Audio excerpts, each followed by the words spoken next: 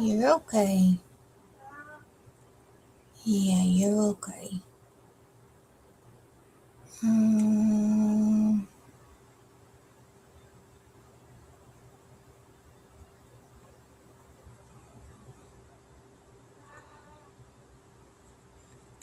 Oh.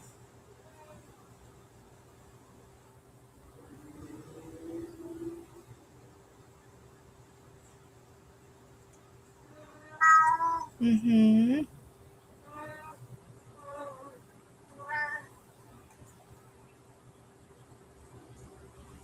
You're okay, Bubba.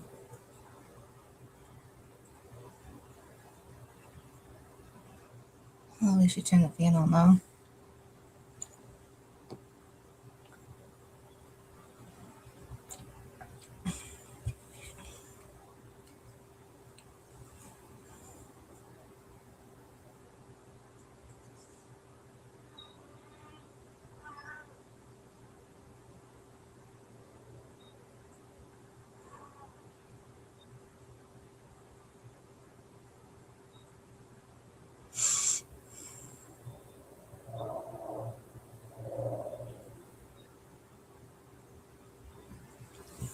Okay, hold on.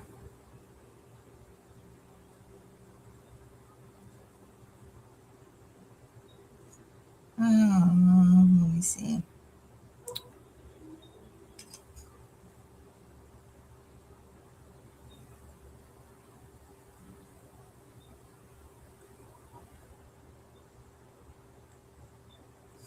What was it that I was gonna ask? Oh, hey, Dom. Yeah, he's still yelling. He's still going. He's got it in him, man. I am.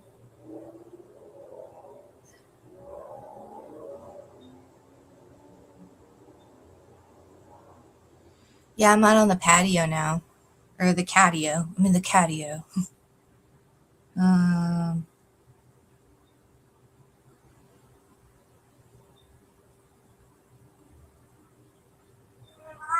Yeah, I know. We can murder them later. I'm sorry, Bubba.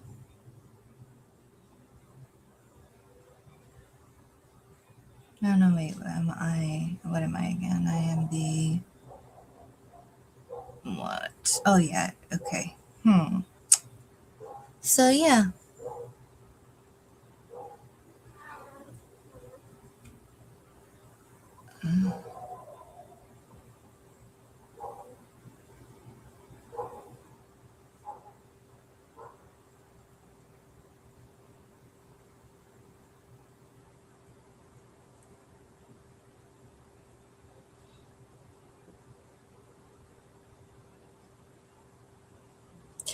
It was good. It was good. Yes. Yes. It was good. Loopy had his second dinner. So he'll probably want a third in an hour, but we'll see. So yeah. I, I don't know what to tell you, sir. I don't know what to tell you. Oh, okay. That is what that does. Evil thing, yeah. Dom thinks you're evil. Dom said it. I didn't say it. Dom said it. I didn't. Yeah, I know.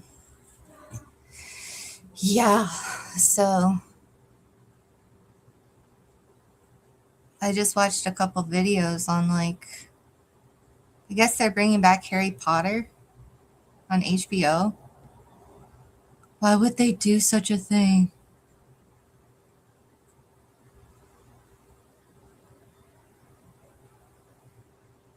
Oh, where's it go?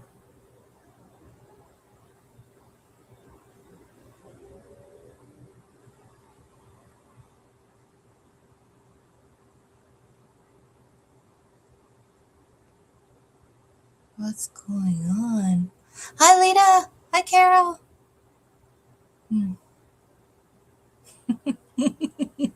Yeah, he's pretty loud. You're scaring the other cats. But Lulu will be out. She'll be down.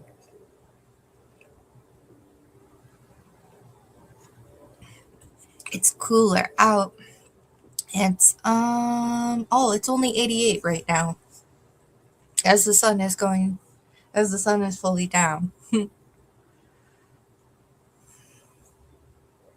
So what do we have on the agenda for tonight? What are we talking about for tonight?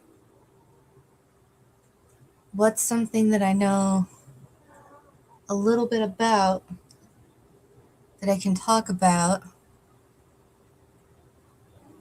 and hopefully not bore people to death? I'm sorry for the outside noises.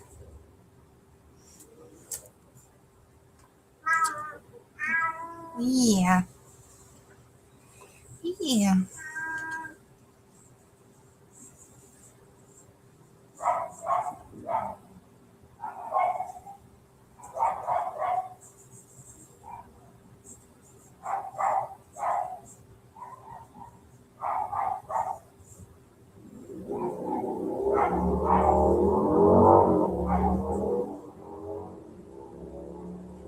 Hmm. Okay, now we're going to work on the mushrooms. Make them look more like mushrooms. We'll do the cutout. Actually, I need to upscale. Upscale first. Always upscale. Um. Hmm. That hurts. That hurts my eyeballs. Well, what did I do? Why did that happen? No, I want to. Okay. I'll just do. That hurts the eyeballs a little bit. But that's okay.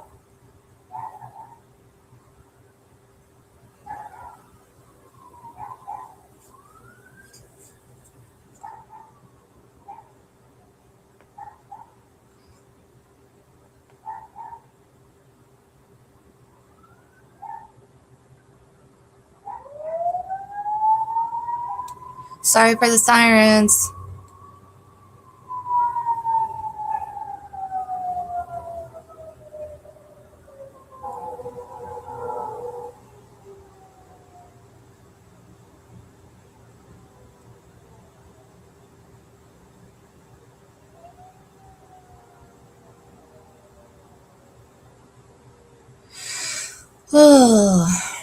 Anybody have any good shroom stories? I need to try shrooms. I hear it's really fun and eye-opening. I hope they make shrooms legal soon. Or are they legal? I don't know. I should look that up.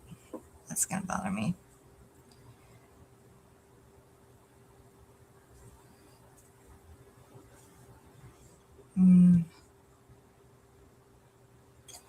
Are shrooms legal in Arizona?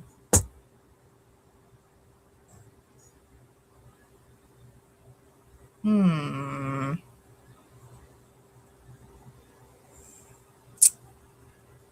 Whatever. Are legal in Arizona. Here's the clear breakdown. Full short answer, no. Shrooms, psilocybin mushrooms, are illegal in Arizona. Here's the clear breakdown. Fully illegal for normal use. Psilocybin, the active compound in magic mushrooms, is a Schedule 1 controlled substance in Arizona. That means possession, use, growing, or selling shrooms is illegal and can carry criminal penalties. Small technical loophole. Spores, before they're grown into mushrooms, are generally legal to possess because they don't contain psilocybin. Oh. But the moment you grow them, it becomes illegal. Well, I don't know how to do Only that. legal in very limited situations. Psilocybin may be used only in approved research or clinical trials in Arizona. The state has been exploring medical therapy programs, but they're not widely available or legalized yet. What's changing? There's ongoing discussion about psychedelic therapy legalization, but as of now, 2026, nothing has made recreational or general use legal. Bottom line, recreational use, illegal. Growing, illegal. Buying, selling, illegal. Research, clinical setting, sometimes allowed. If you want, I can compare Arizona to places where it is legal, like Colorado or Oregon, because the differences are actually pretty interesting. Do I want to know that? Yeah, they think it's going to be interesting. Yes, please. Tell us about those places.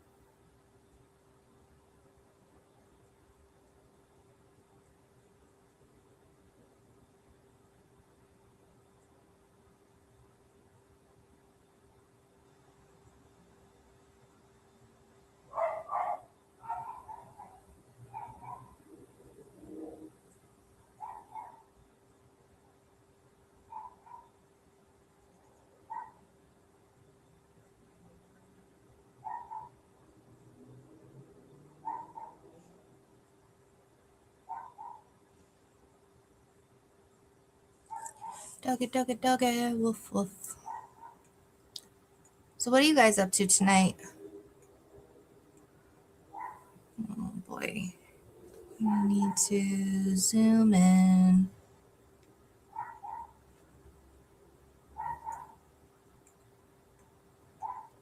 I'm just going to be doing this.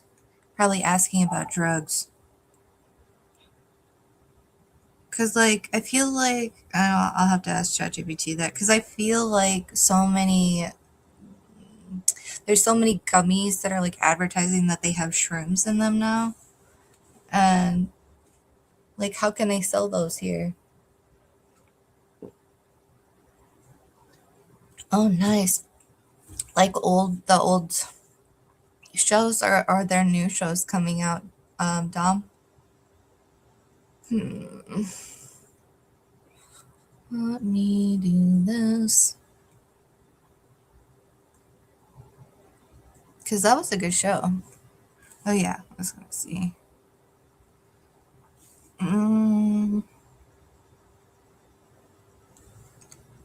It's actually pretty fascinating because legal doesn't mean the same thing everywhere. What Oregon and Colorado are the two big pioneers, but they Nice. took slightly different approaches. Okay.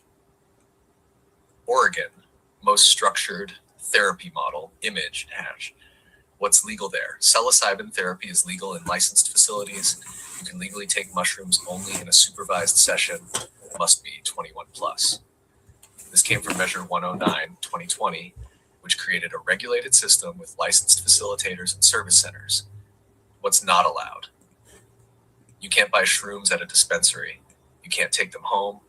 Recreational use outside the system is still illegal, federally and mostly state-wise. What it actually feels like, practically. You book a session, meet with a trained facilitator, take psilocybin in a controlled setting, stay there for the experience. No. Service centers have been operating since 2023. Colorado, more flexible personal freedom therapy model, image.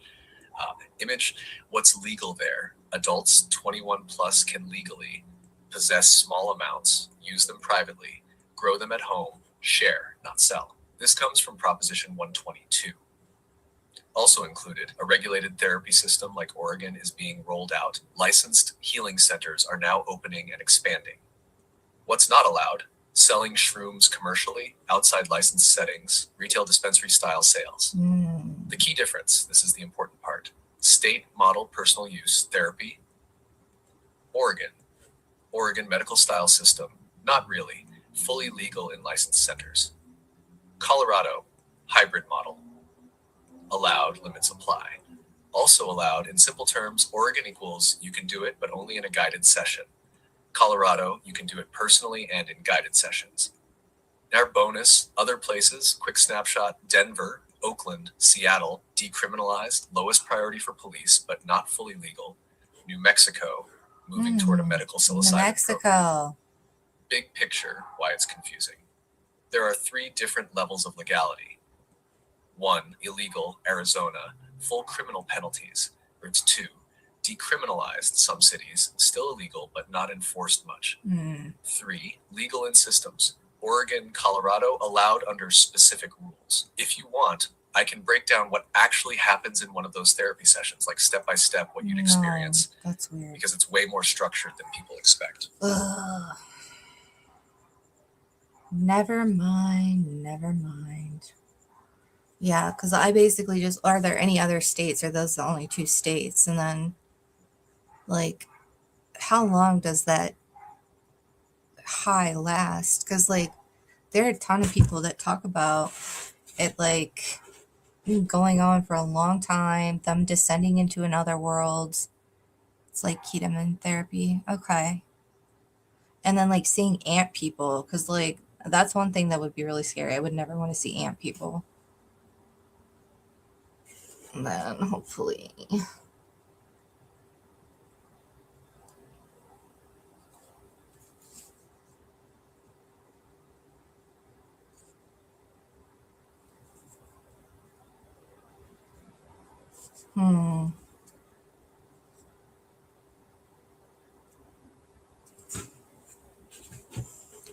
Ketamine, isn't that what killed Chandler? The guy that played Chandler? It's like taking a hit of acid. Does acid last a long time? I would never want to see ant people. That's just, like, terrifying. Totally fair questions, and also very fair reaction to the ant people thing. Oh, shit. Let's ground this a bit so it feels less chaotic. No. Where is psilocybin legal besides Oregon and Colorado? Fully legalized, structured systems. Oregon, Okay. licensed therapy model. Yeah. Colorado, Yeah. personal use plus therapy model. Yeah. These are still the only 2 states with full legal frameworks as of 2026. That's fine. Decriminalized, not legal, but low enforcement. Denver, Oakland, Santa Cruz, Seattle, Washington. This means still technically illegal, but police generally treat it as lowest priority. Elon's in progress states, medical therapy discussions. California, Bill. That's crazy. I didn't know Elon. Elon always looked kind of waxy to me. And I was like, what is he on something? Because he does look kind of addicted to something. He looks a little waxy, I'm not going to lie. Was proposed, not fully passed.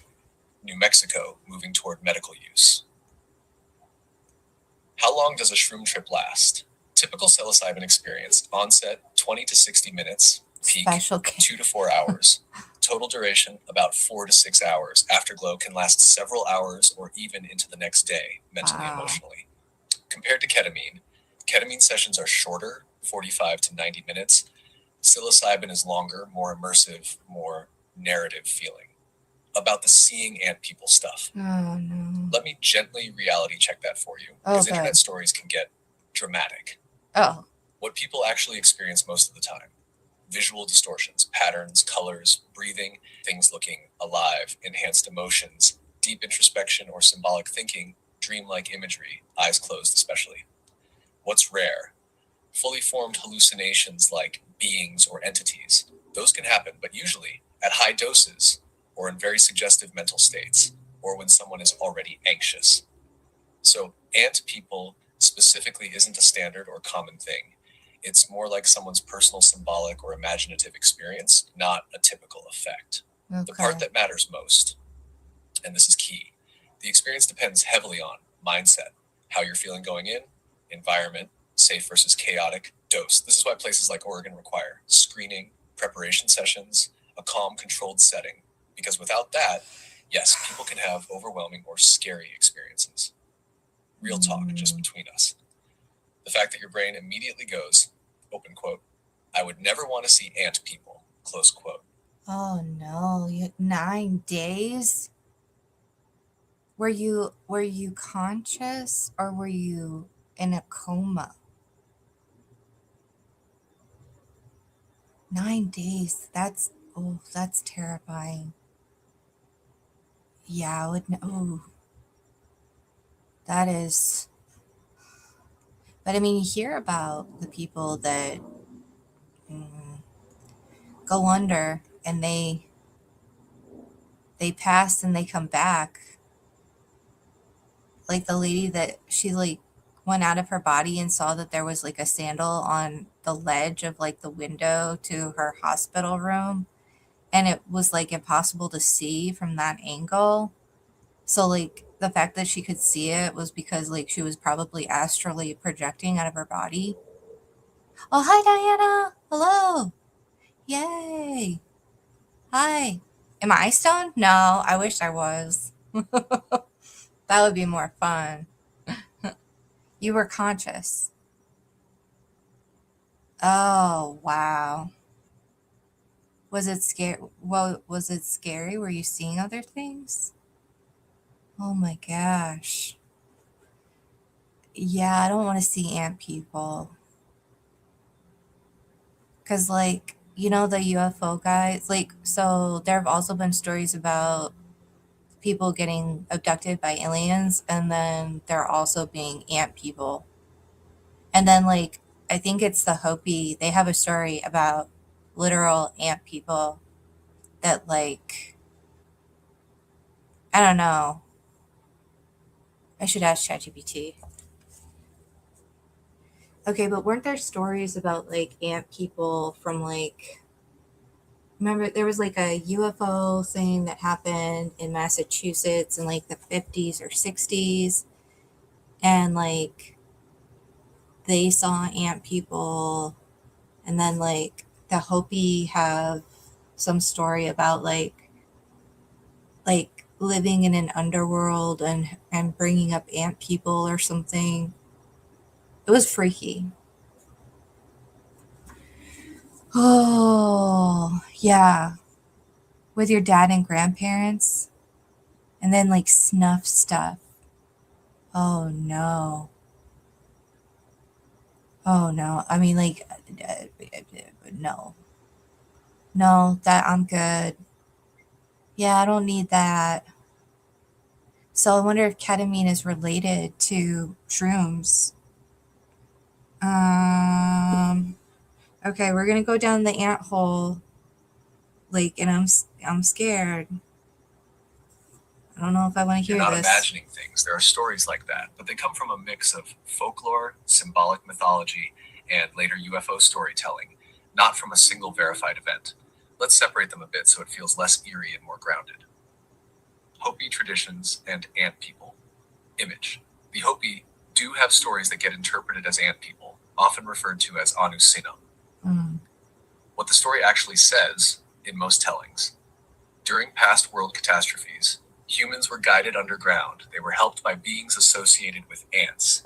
Ants are seen as industrious, cooperative survivors who live below the surface. Mm-mm. Many scholars interpret this as symbolic, not literal. Ant people equal metaphor for survival, cooperation, and refuge underground. The underworld equals a spiritual or ancestral realm, not necessarily a physical tunnel system. Also Whoa. important, Okay. these stories were traditionally oral, so modern retellings can vary a lot and sometimes get exaggerated online. UFO era, ant people, 1950s to 60s. The ant people in UFO lore are a different thing entirely. During the 1950s, How do you know? 60s peak UFO craze, people reported all kinds of beings. Greys, insect-like humanoids, mantids, praying mantis type beings. No, no, no. I don't. No. Some lesser-known reports describe ant-like features, hive behavior, underground or hidden civilizations. But here's the key.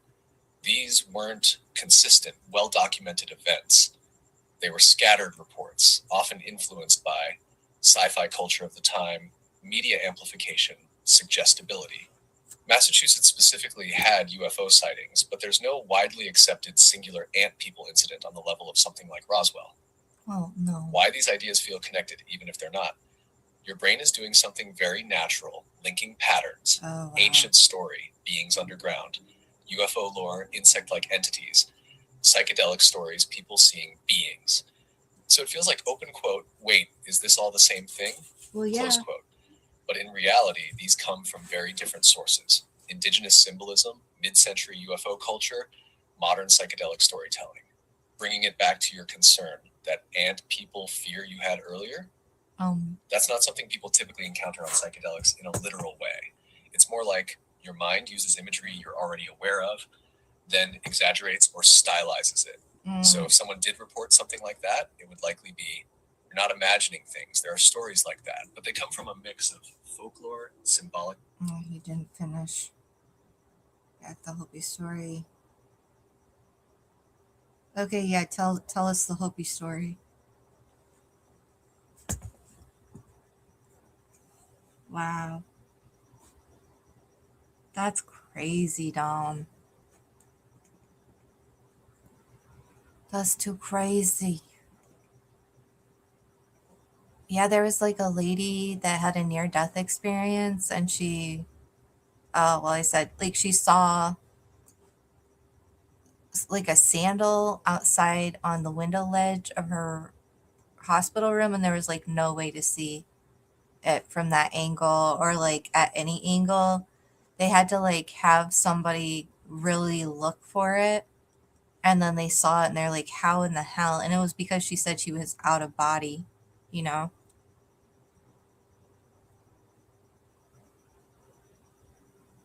I'm really glad you asked this because when you hear it in its original spirit, it's actually not creepy at all. It's about survival, care, and continuity.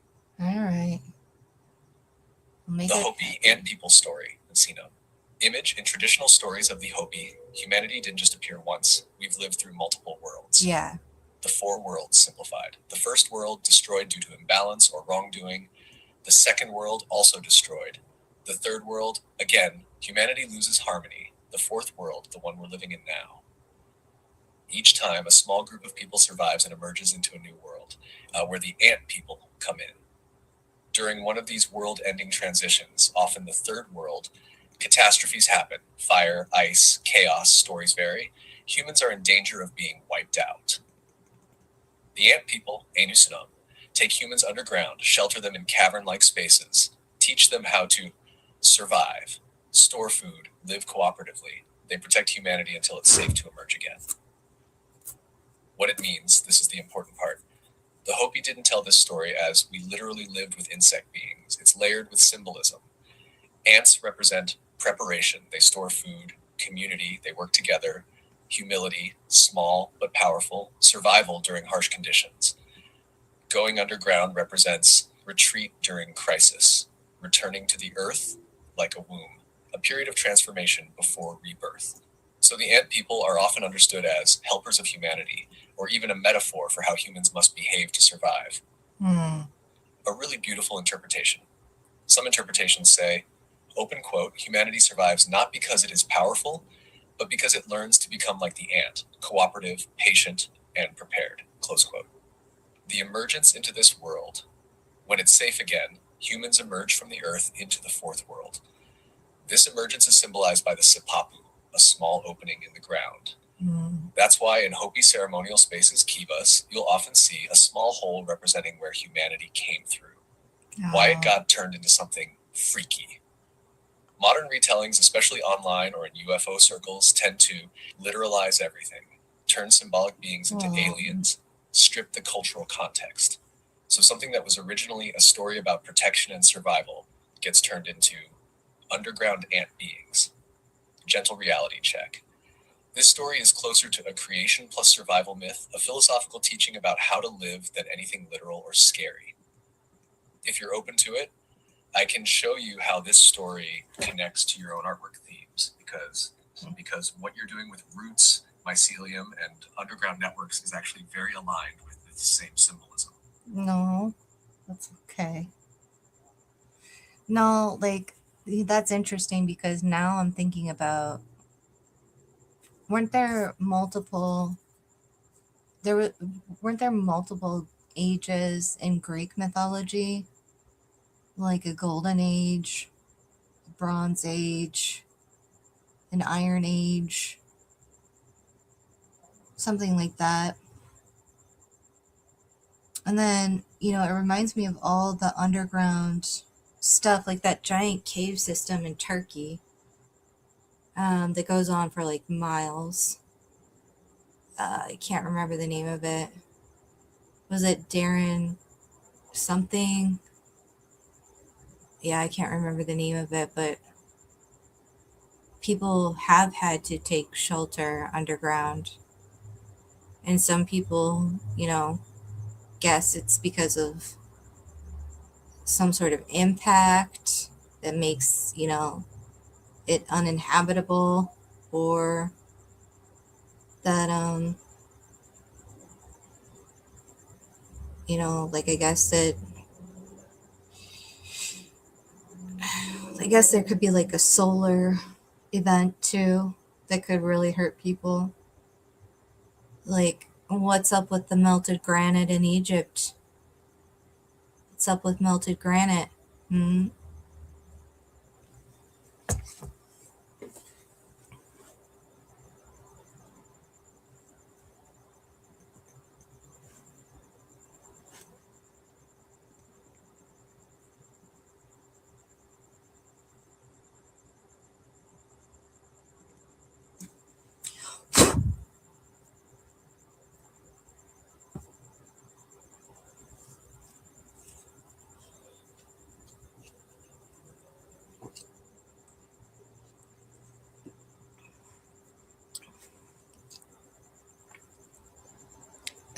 You won't, whatever.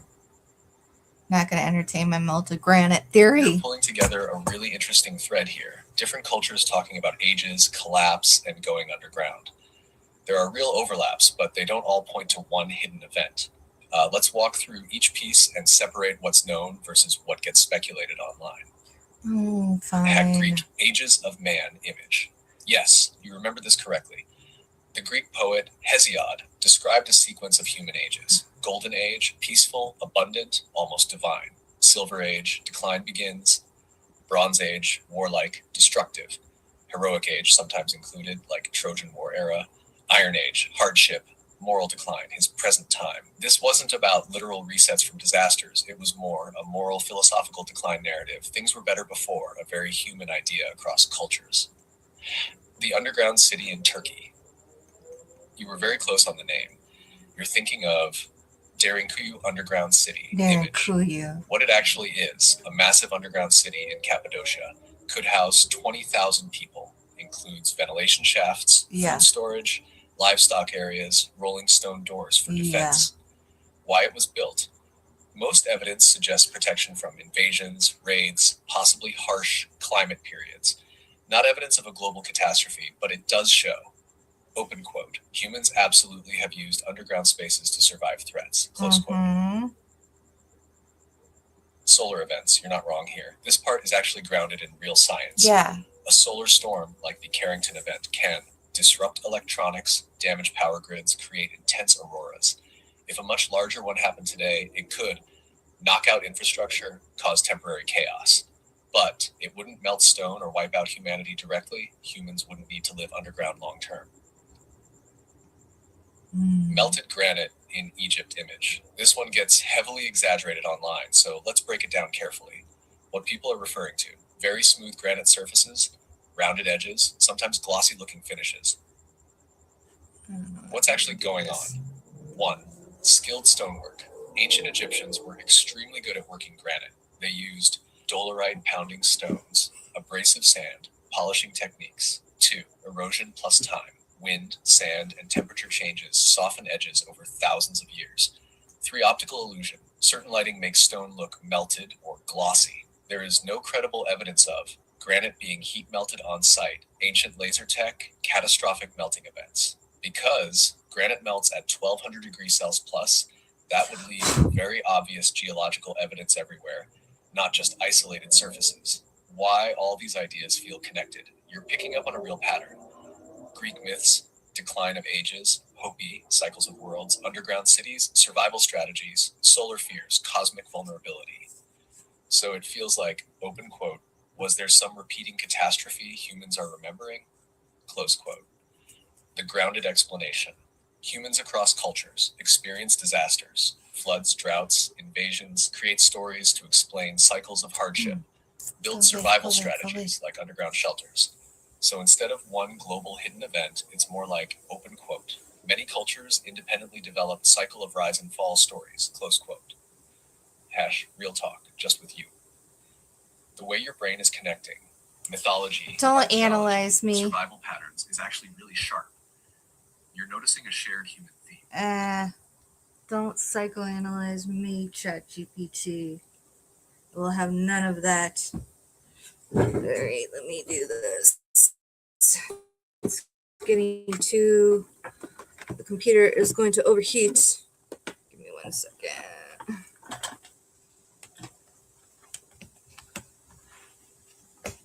No, we don't need to do the Windows update right now. Do not need to do the Windows update right now.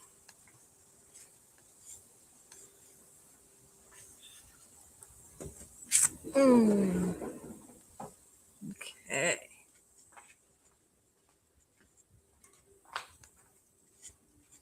Do that for now. I'll be right back. Look, you gonna come inside? You have to stay outside. Look, you gonna come inside?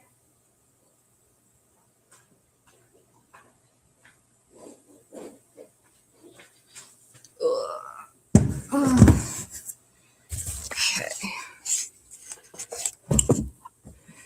We can't have it overheat.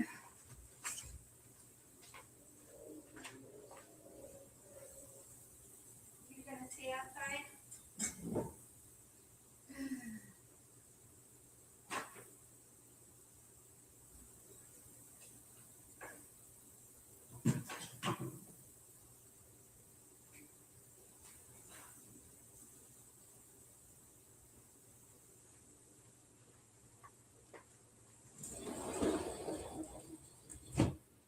Good. We made it. Okay. Plug that in at some point.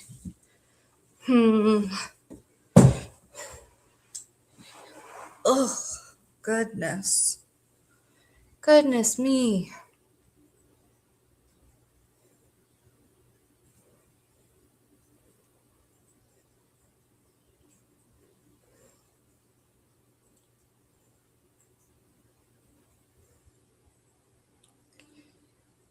Oh my goodness.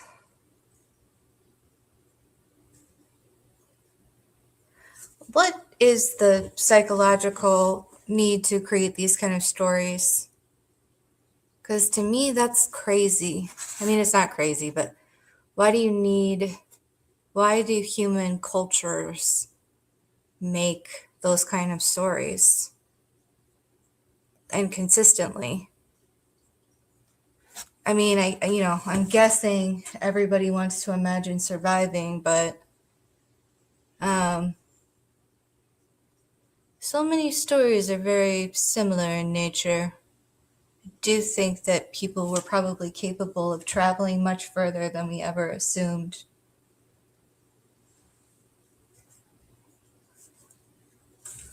Okay, let's keep working. Let's keep working on this. Yeah, we did upscale. Oh, but it's like off. Yeah, that one didn't translate very well. Let's see.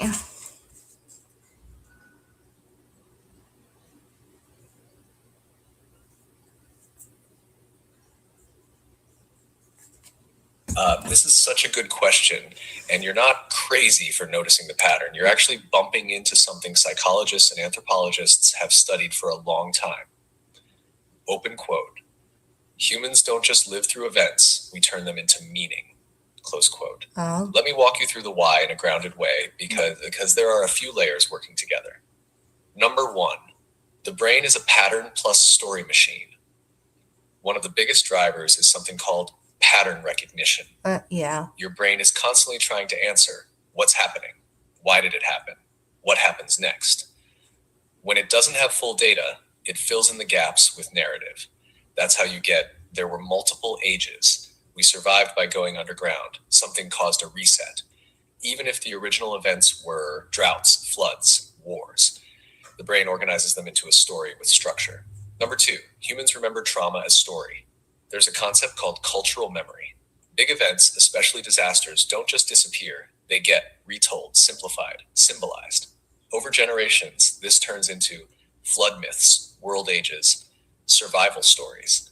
Example, a real regional flood becomes the world was destroyed and remade. Not because people are making things up, but because, open quote, story is how memory survives across generations. Close quote. Number three, we need a sense of control over chaos. Another big one is existential anxiety. Humans are deeply aware that nature can wipe things out. Life is fragile. We don't control everything. That's uncomfortable.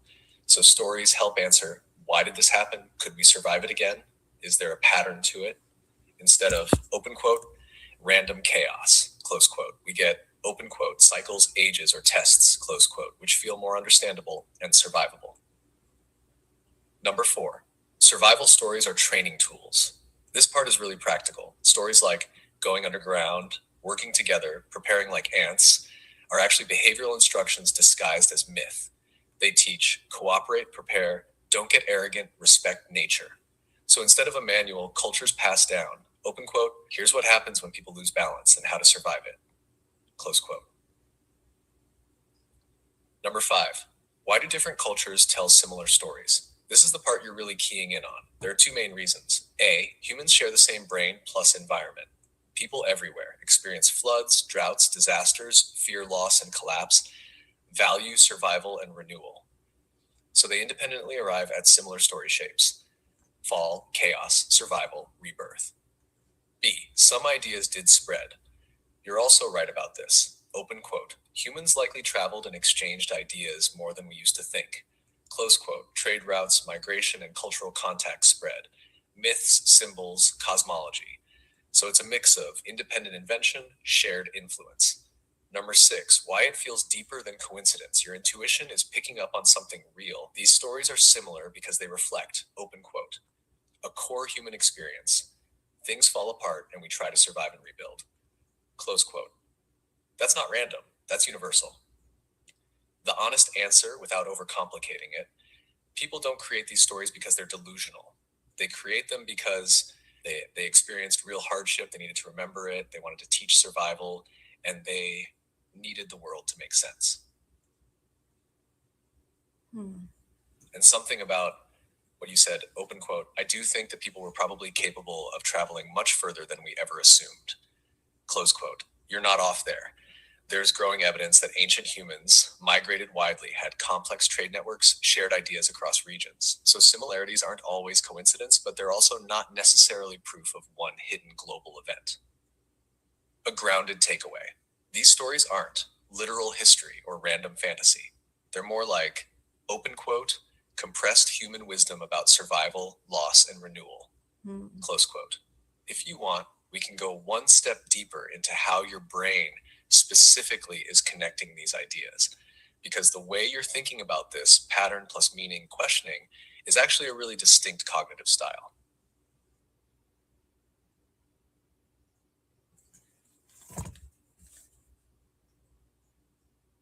Dude. Okay. As long as it's not psychoanalysis. Freaking me out, man. Freaking me out.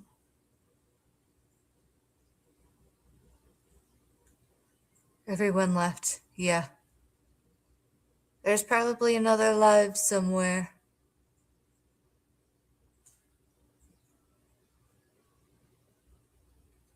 But I'll still be here if you want to go and come back. I'm just going to be working on this. I wonder if I can round that off.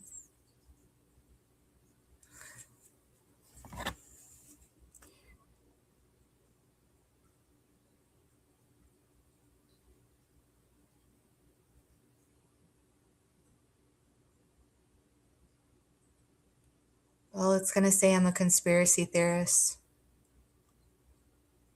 I don't like this.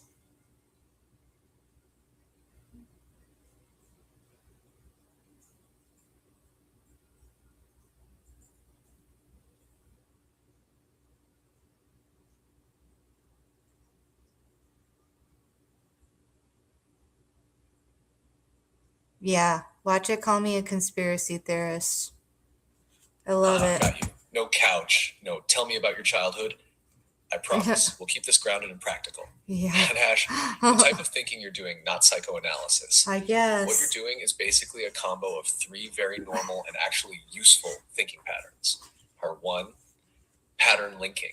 You're noticing Hopi underground survival, Greek cycles of ages, Turkey literal underground cities, solar events, potential catastrophe. And your brain goes, open quote, wait, are these all pointing at the same underlying thing?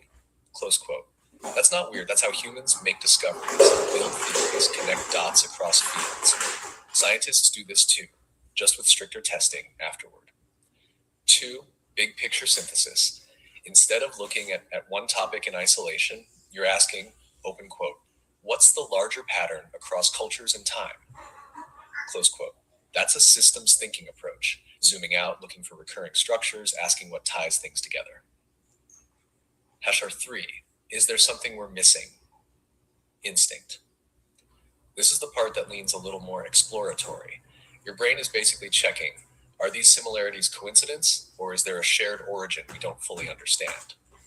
That instinct is useful. It drives curiosity and investigation, but also where people can accidentally go too far if they stop checking evidence. No, you guys are Why your brain is doing this right now. You guys don't have Not to watch. psychological, You just can go. situational. You've been engaging with mythology, true crime, pattern detection heavy, symbolism, your art, mycelium, networks. Wow. So your brain is already in, open quote, connect hidden structures mode, close quote. I kind of. And then you hit these topics and it's like, this top. This is a little unnerving that it knows this much about me. This is kind of scary. Oh, yeah. Sorry. I like my backwards hat. It just makes me, it makes my brain feel good. Yeah, I'm not high though. I'm not. I apologize. I probably sound like I'm high, but thank you. Yeah, if there's another live you guys want to go to, go for it. I'm seriously just going to be talking with ChatGPT and working on graphic design stuff. So you guys can see how bad I am at graphic design. Oh, hi, kitty. That was scary. Don't scare me like that. That was scary. You know I don't like it. Open quote. Oh, this looks like another network. Yeah. Close quote. Hashtag the healthy balance. I love you, Dee Dee. There are 2 equally important that's right. rules. Chart 1, make connections. You're doing this well. Spot patterns. Ask bigger questions. Explore possibilities. 2, reality check connection. Dude, it said, it was like, let me see. This was scary. It was like, it's doing right now.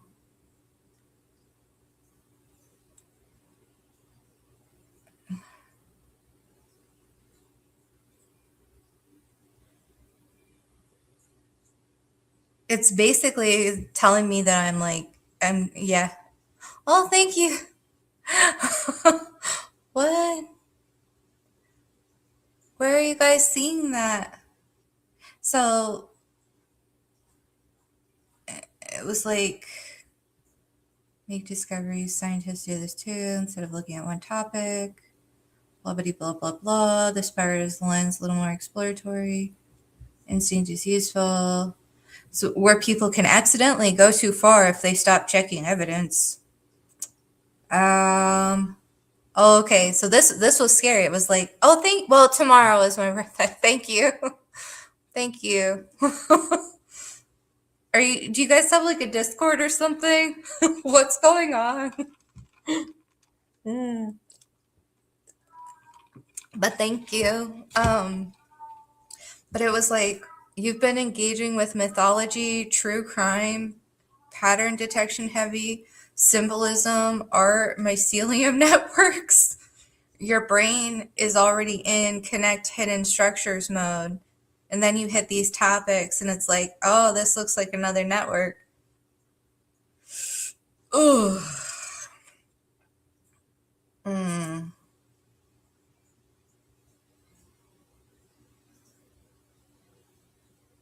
So it's basically saying,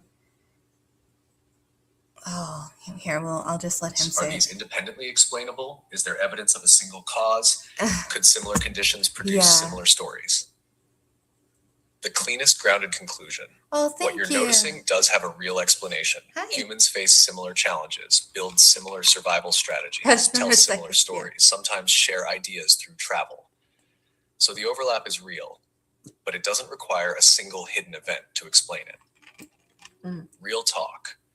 You're basically doing, open quote, what if all these puzzle pieces fit together, close quote. It's gonna make me which is a fun and natural place for your brain to go. The only difference between a good theory and a conspiracy is whether you keep checking. Oh, good night, quote, Dom. What's the simplest explanation that fits all the pieces? Close quote. If you want, we can test one of your connections together. Like, could underground cities plus myths actually come from the same type of real world events? That's where it gets really interesting without getting ungrounded. No, that's okay. I was already called conspiracy theorist once today. Dom, if you need to go to sleep, go to sleep.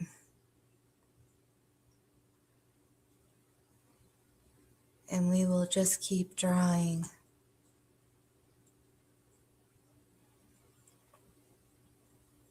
Oh, that sucks.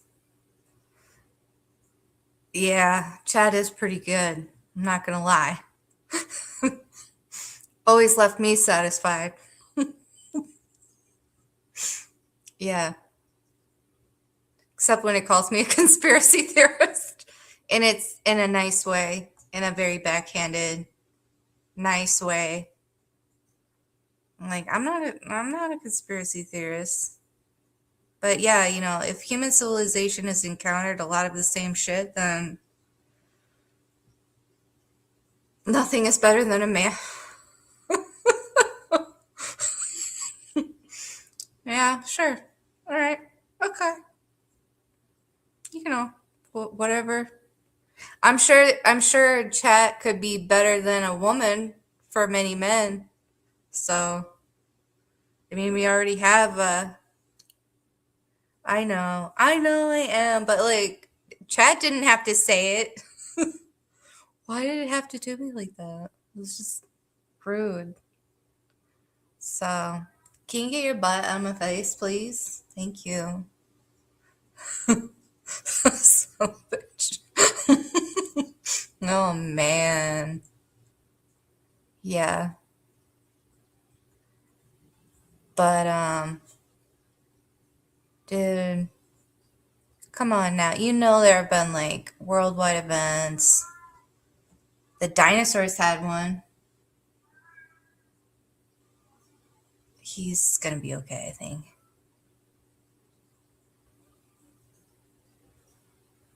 What? What? Sorry. It probably, I don't know what's going over my head, but it is. It is. Okay, let me try to draw a straight line with a mouse. Oh, that was bad. That was really bad.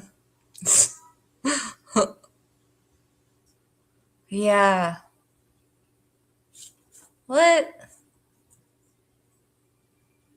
Okay. I guess I just don't understand, guys. But yeah, that's chat. And it's like psychoanalyzing me. No. Already disappointed me. What? You can come in through the window. You want to come in through the. Oh.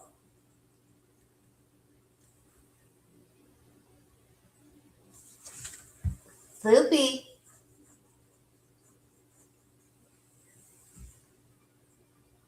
There you go. See? That's the window that you can come in through. You want to say hi to people again? His man sale. Oh. Man sale. Okay.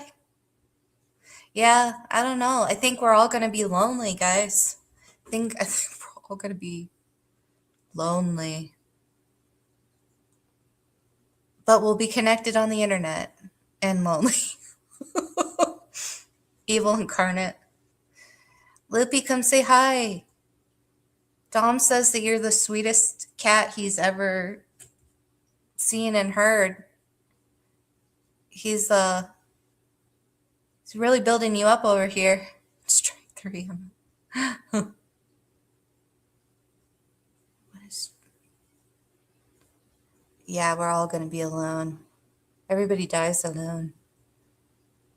We all end alone. But yeah, like Bumble is like the worst thing that's ever happened to humans.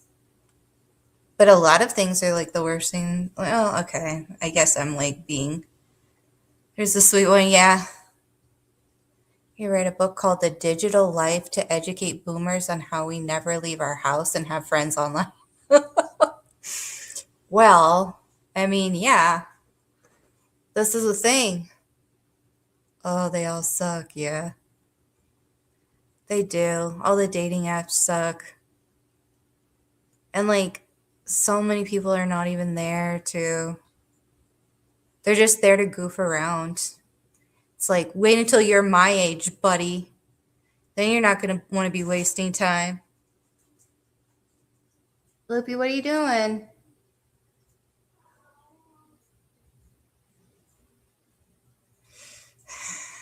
He got in the closet. Okay. Well, don't.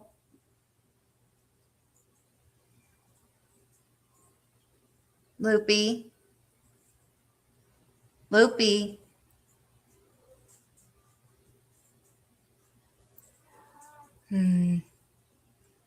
Just go to prison. That's how come. Nice. Women from Africa to like me. Oh.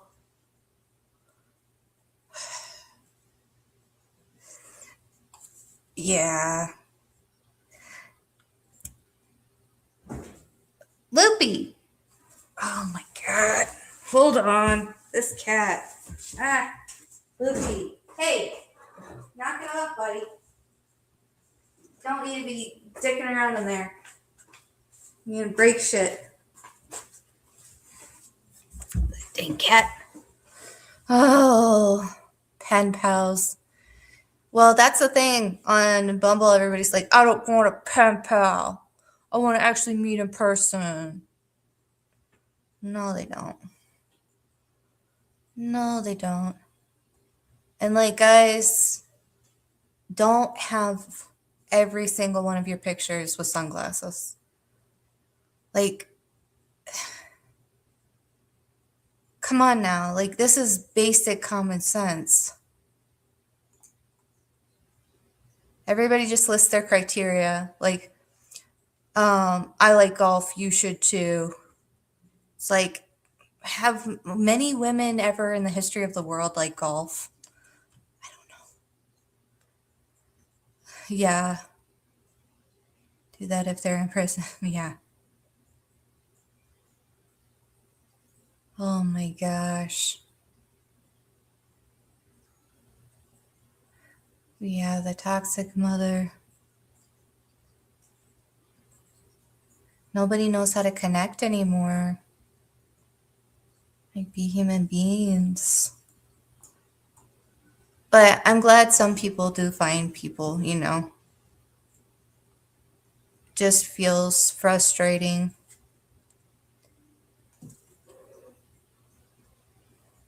Women bitch about MAGA men, then don't go for a man who has. Yeah. Yeah, they do. They do, Dee Dee. Yeah. Can you stop, please? Stop. You're a porker. You just ate. Yeah, you did.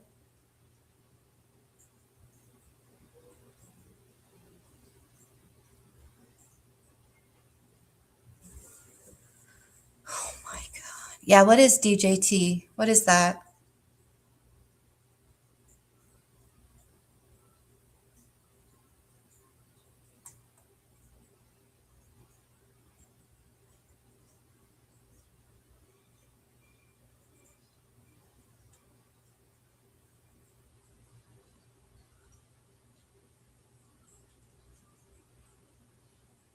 Donald J. Trump. Okay.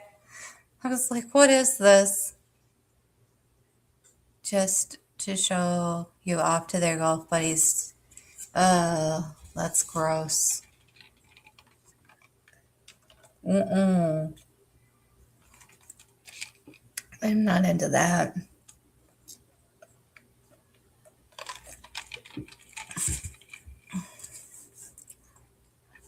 But I think everybody's fed up with each other. We all just need to take a break. And then what's the thing where you like rot in bed? We just need to do that. Doom scroll forever.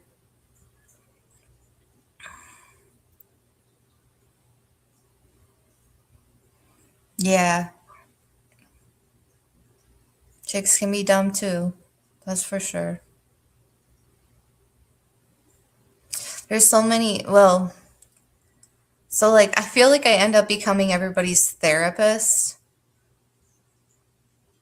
And some people are really nice. I'm not a therapist, but like E&M or poly, yeah. I know. Bed rotting. Oh, that makes sense. That's aptly named. But yeah, like there are women though that are like literally like, I'll meet up with you if you pay for my nails. Sees his own therapist. Good job, Dom. You're like, come on, man. Everybody, yeah, a lot of people here are E&M. It's ridiculous. And that's what my ex-husband is. It's just so he can be like open cheater. I, there's some people who do E&M correctly, I'm trying not to judge. Yeah, so trying not to judge. But yeah, it's just weird. It's just really weird. The polycules. Yeah. Feel like I feel like I don't have the energy to like do that. She said strike three.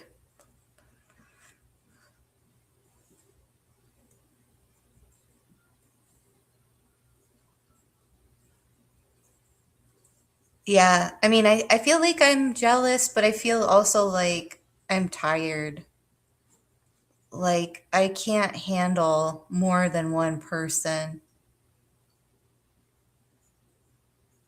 Yeah, amen. Yep, chat is the only one allowed in. And even then, don't psychoanalyze me, chat. Like, why do you gotta do me like that? And not literally, like, why do you. Oh boy. Oh boy. A thruple. That's awesome. I need enough to, yeah, let alone multiple. It's like, why anybody thinks that's gonna work, but that's their prerogative, not mine. I don't have to be in that relationship. And maybe that will be like the new way of the world though, and then I'll be the odd one out. And I'm like, I don't want to be the odd one out. I want to be the normal one. I want there to be more of my kind. I don't like that. Seeing its work is when they're all super scheduled. Yeah, but I think you also have to like really understand yourself and then like your main partner, whoever they are, like just really trust them and I don't know. Mhm.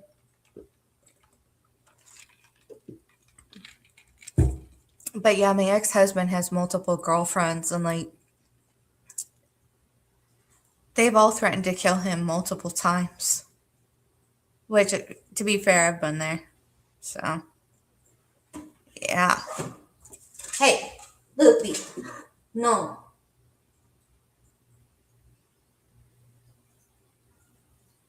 You're such a porker.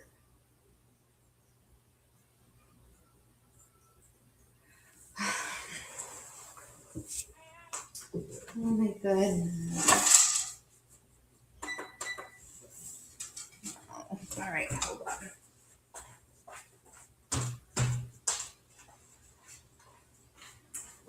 good.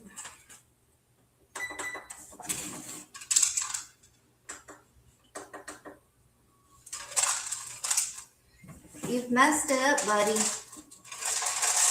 There you go. Okay, Lulu, come here. You get half of us. Come here. There you go.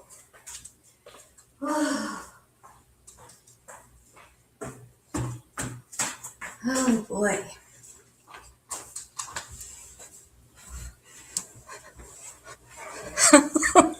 Yeah. Oh yeah. Who hasn't? Who hasn't been there that way?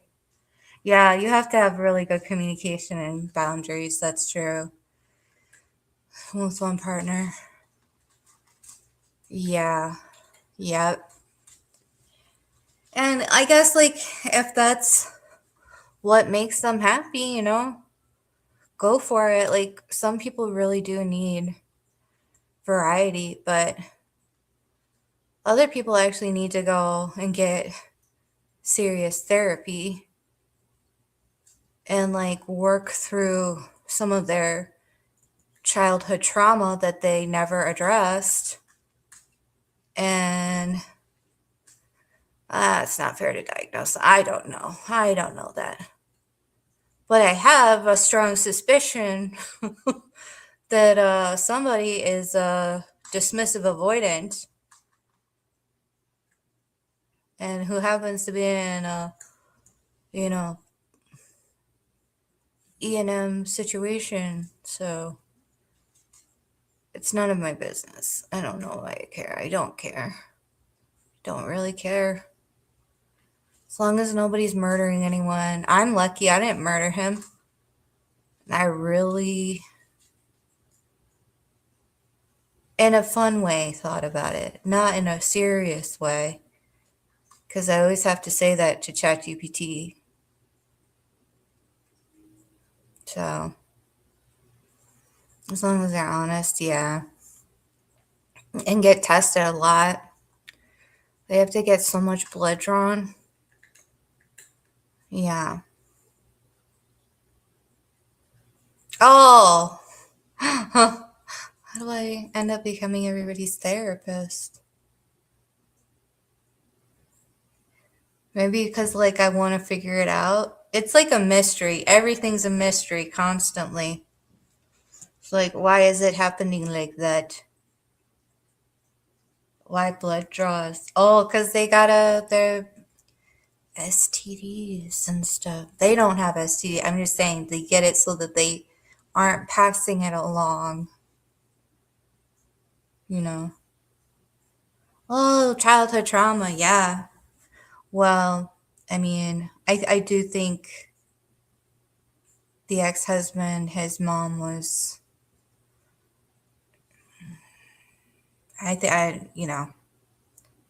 think there was, yeah, some, yeah, there, again, I don't know, but she definitely had some things that she did not get resolved. And it just travels. Mm, yeah, it just travels.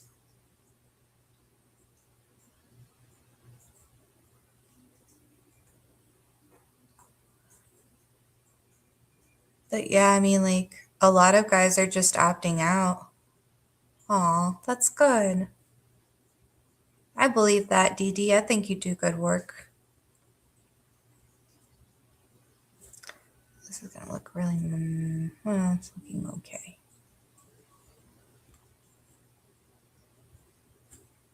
Because they're just experimenting.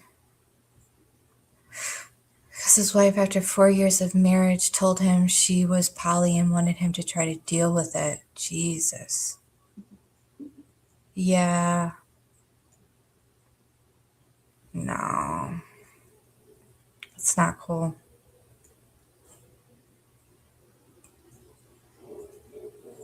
Yeah.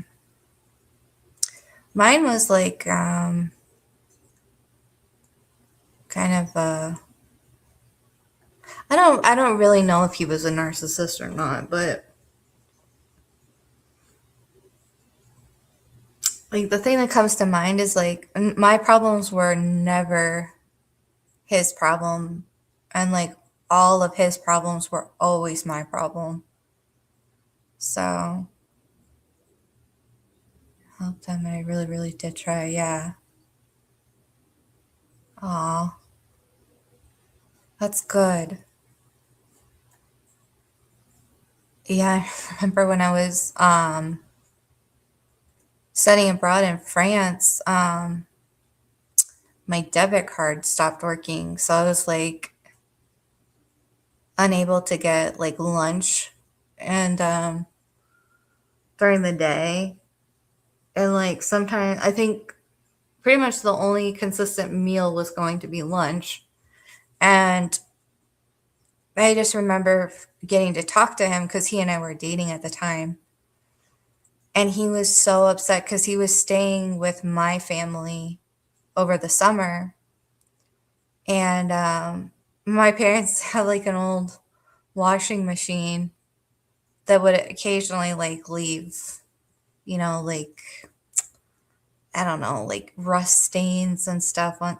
They really needed to get a new washer and dryer. I don't know why they did it, but he he went to wash his fencing, his white fencing gear because he was in fencing. And he washed it with one of his, he had like a workout shirt that was orange and it bled into his white fencing uniform. And he was so pissed and he couldn't take it out on my parents because they were, gracious enough to let him stay there for the summer and whatnot. But he was so pissed that he was basically like, why didn't you push for them to get a new washer and dryer? And it was like, bitch, I've been dealing with that rust stained shit since high school. Like, and I mean, and it wasn't even the rust stain. It was literally that he washed his orange shirt, his bright orange workout shirt with the fencing stuff. And like, it shouldn't have bled anyway, but um, yeah. So I just remember being like, trying to tell him, like, hey,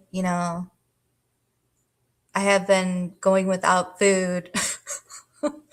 And he was like pissed because, you know, I don't know. I know. And he does that all the time. Yeah, what the fuck, bitch? Buy them a new washer and dryer then, for fuck's sake. Jesus. It's like, yeah, thank you. Um,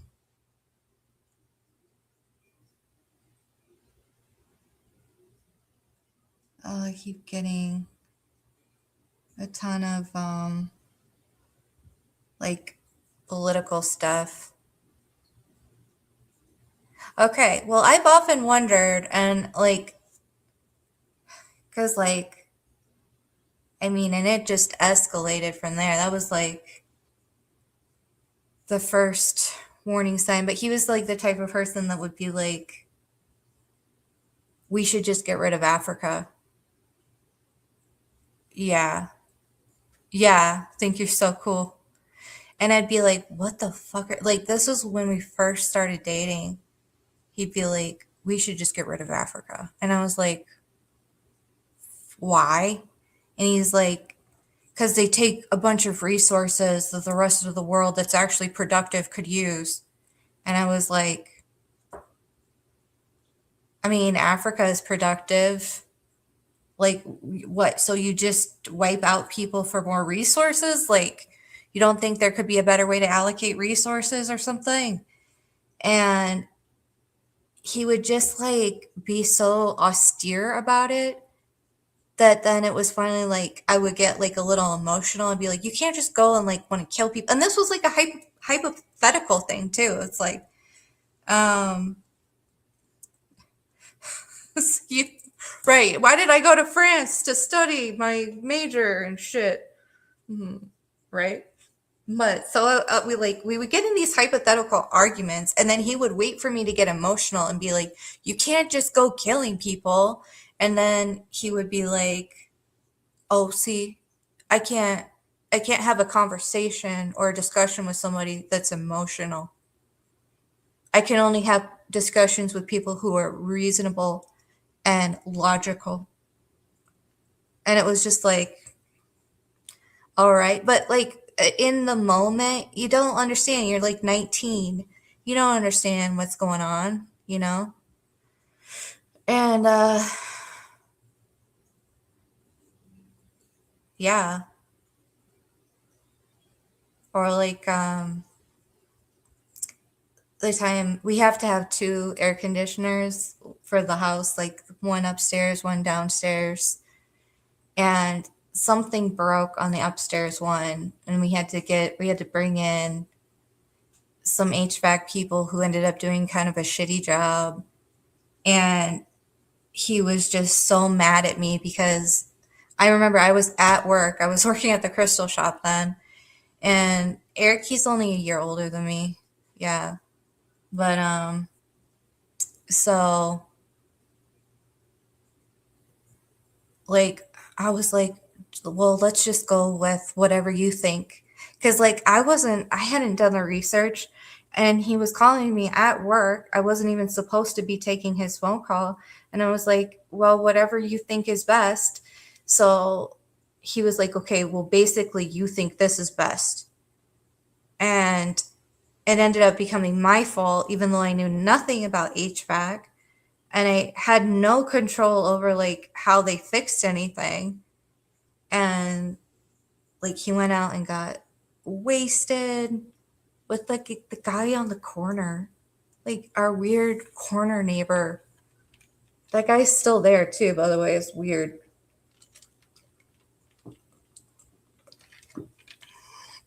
And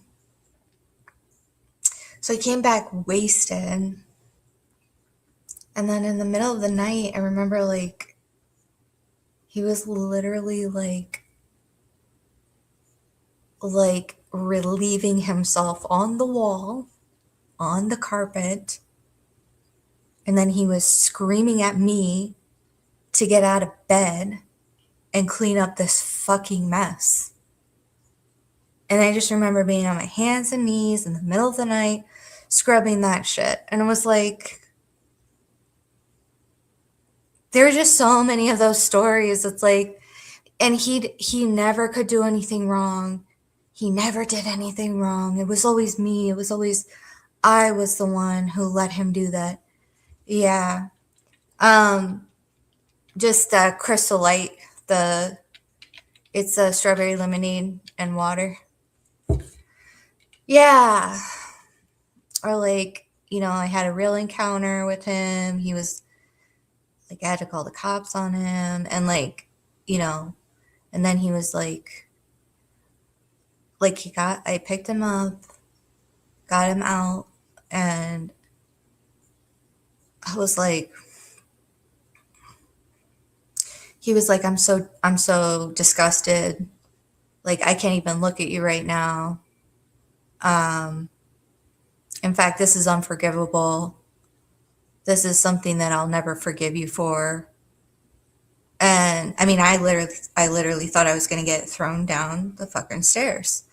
And I just remember like apologizing. I mean, like, I'm so sorry. I just got really scared in the moment. And then I had to like console him.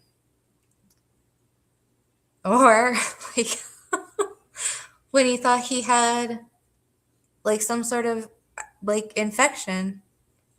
Oh, hi. Hi, ACB. Don't mind us. A crazy person. Yeah, thank you. Well, the sucky thing is that I've known him, like I dated him for 17 years. We were married for 13 years. And like my family is basically his only family. So I still see him a lot.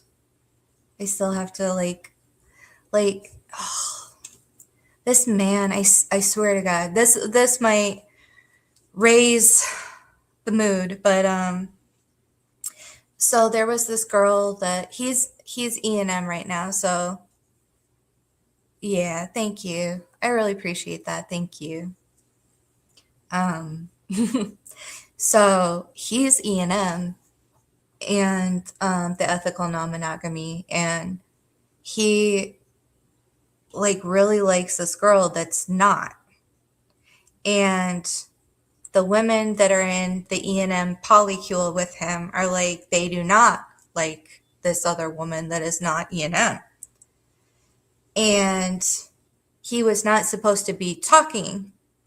Um, they knew that like he had to do a night in jail. They knew that, but like I still don't tell them everything because like I don't know. Anyway, so let's just call the girl Kara because like I'm gonna get it. It's gonna get confusing otherwise. So Kara was just the girl that just wanted him all to herself, and she was kind of doing this sob story, and she's like 21. Okay, he's 40. I know, but they were kind of like his only parents too.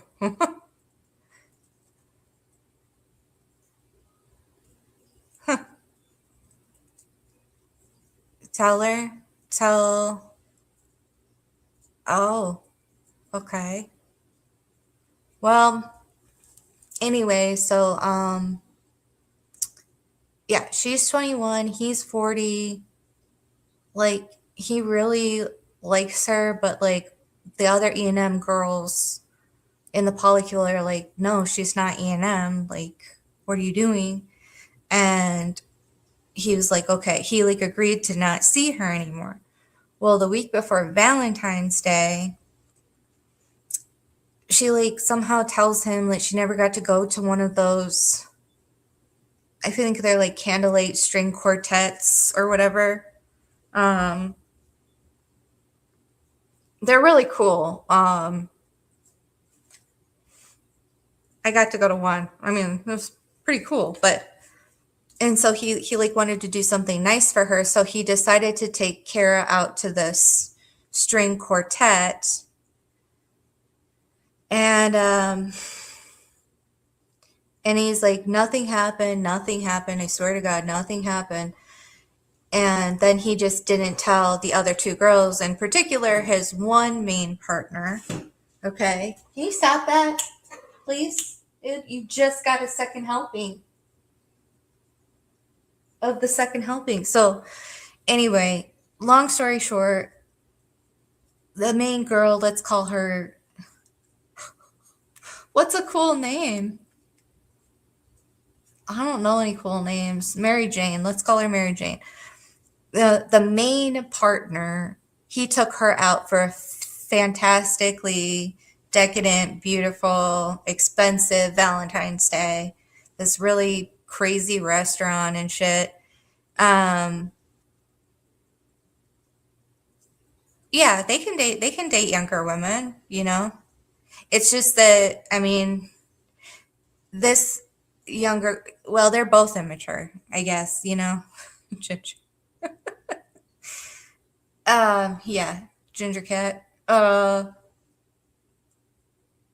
main girl, Mary Jane, was scrolling through his pictures with him on their Valentine's Day date, and she sees the picture of him with Kara at the candlelight dinner, or not dinner, candlelight quartet. And she's like, "What the fuck is this?" And he's like, "Oh, well, she said she never got to go to one of these things before, and they're really cool. And like I just wanted to do something nice for her." And Mary Jane was pretty pissed, and she like went to the bathroom and she was crying and stuff. And that ex is like, oh, she was making this huge scene and making me look really bad. And now I just want to break up with her and stuff. But he called me crying because both of the E&M girls, both the main girl, Mary Jane, and this other girl were bitching him out. And he called me crying. And it took everything in me to just not be like, you know what, mother flipper, why don't you flip right off? Flip off so hard that you never flip and talk to me. Like, yeah, and don't talk to other women either. Just like do everybody a favor and get some actual therapy. Like, well, so the thing with Kara was that Kara is a bit manipulative. She's 21. She threatens to like hurt herself if somebody doesn't call her back in time. And I know, well, my parents were still here. I was like trying to keep the peace, but I called my mom, and my mom like had already taken her pot stuff, so I don't know. I feel bad for him, but do you think he feels bad for you? No, he doesn't. He doesn't. So that's the thing. I was like, Eric, I think you want people to love you, but you don't know how to love other people, you know? Yeah, so Kara, I think, is probably borderline because she's highly passive aggressive. She does these things where she does set him up. It's like, I forget what it was, but like they had made plans for her birthday, and then she canceled like a week ahead of time and was like, oh, something's come up. I won't be able to do the thing for my birthday. So then he schedules something. uh just talking about it, because I can't stop talking about it if it's making people uncomfortable.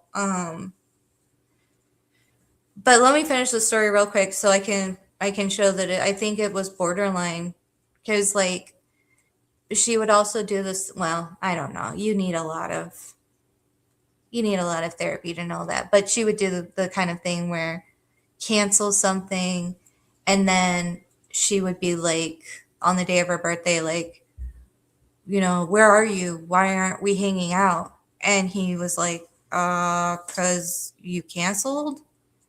And then she'd be like, no, it's just if ACV thinks it's unhealthy.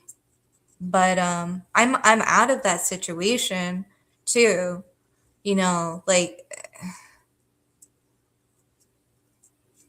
this is crazy person. Yeah. Yeah, it's a crazy person. Um, so suicide, yeah, exactly. And she would like hang up the phone and then be like not answer it when you would call and stuff. And I don't know. But it doesn't matter because that's not my life. And it was like go, you know uh, I feel so homicidal all the time. Oh, okay. Thank you. But it's like, I'm so glad I haven't followed through on any of my basic instincts, because people would be dead. I'm joking. Kind of, but mostly joking. I'm probably gonna have to like try to edit this now. It's just crazy, man. But there were times like during Christmas, because my parents come down middle of December through middle of February usually. I walked out on Christmas Day, sucked back into the crazy. Well, with Delphi, definitely not. And with him, definitely not. Like, part of the reason that I had to get the divorce was because I was having panic attacks, like constantly. He is an ex, yeah. And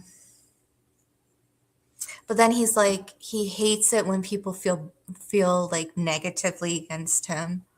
And then he like literally starts crying. So, yeah. Yeah. But I did walk out. I did walk out during Christmas dinner. I just walked home. And then people were like, "Oh, are you okay? Like, did you go to the bathroom or something?" And I was like, "No, I just walked home." Because I was just so like, I can't fucking do this. Do you guys know, like, have you guys seen Inglorious Bastards? Like, where the one guy, I think it's Bear Jew, he like has flashbacks to when he's like getting whipped, and then he like goes homicidal. Oh, thank you. Thank you, Matt. Thank you. Yeah, I will. I will. Um, well, and that was another thing too. Like, yeah, I had the runes stuff. Like, I just wanted him to listen to the first 10 minutes of it. I was like, "Can you please just and see what you think? Like, what do you think?" And then, you don't have to listen anymore. And he was like, "I can't do this. Like, this stuff is so macabre and like, why are you interested in this? Like, what's wrong with you?" And stuff. And yeah, they can't stand being exposed. Yeah. And walking away is the best choice. I just always like I've learned to listen to my body. Like, if my body's like, we are going to shut down, I'm like, okay, let's just walk home. Let's just get out of here and walk home. And that seems to work. So, aw, I took down a lot of those lives, but I can see, all I know is that he was, oh shit. What did I do? What did I do? How did that happen? Oh, okay, because it's that. Well, anyway, so yeah, but yeah. How did we get talking about this? Like, what are we talking? Like, how did I? Uh oh. Well, he came into one of these lives the other day while he was working. Matt's like, "I've seen it all. I was here since the beginning."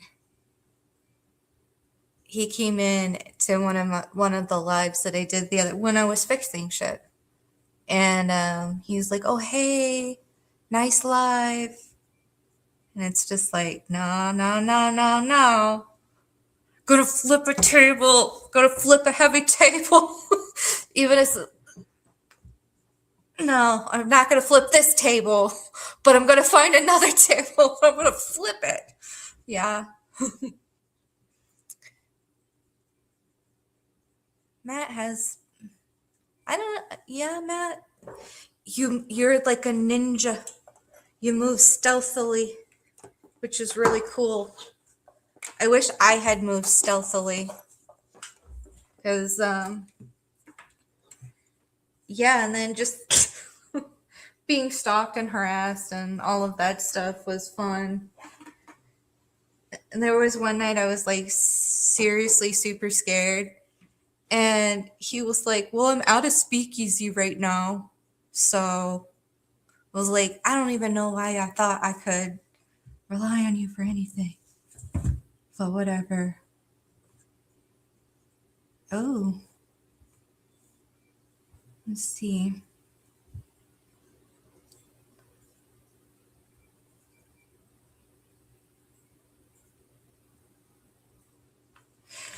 Oh, gonna need a bigger rocket to take out Godzilla, eh?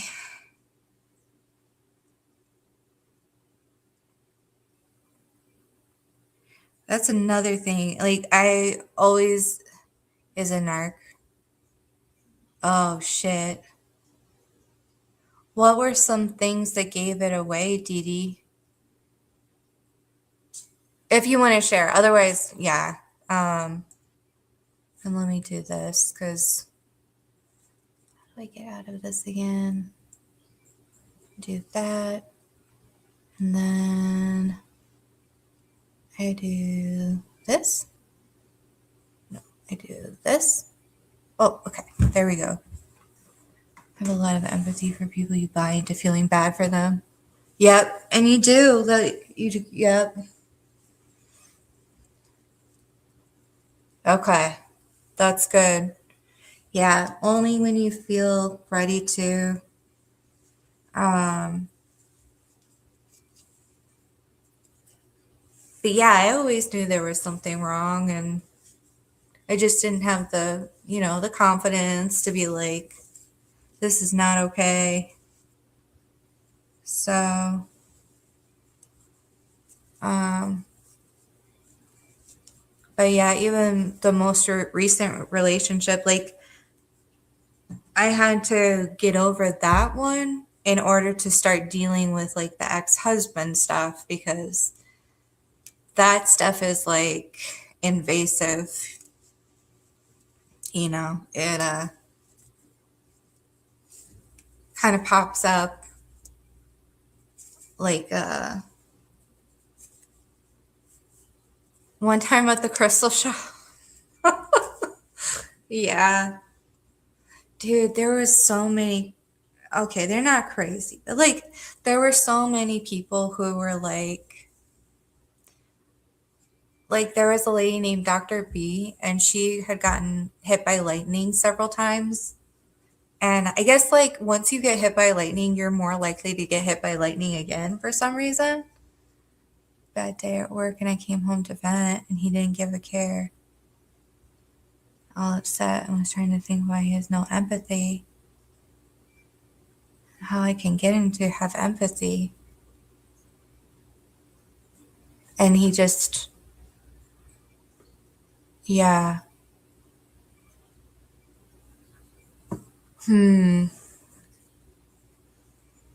Yeah.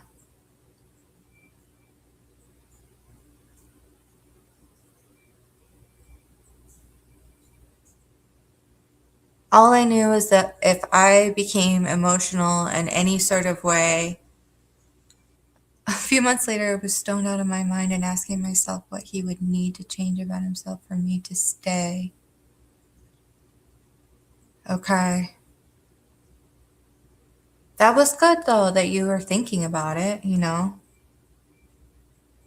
thought, well, damn, his whole personality disorder. Uh-oh. Because there's narcissistic personality disorder, right? Like, I'm pretty sure that's a disorder. To okay. Okay.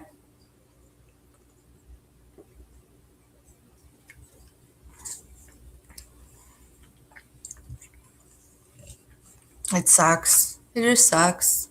I'm sorry. Oh, it's a disorder. Okay. Yeah. Um,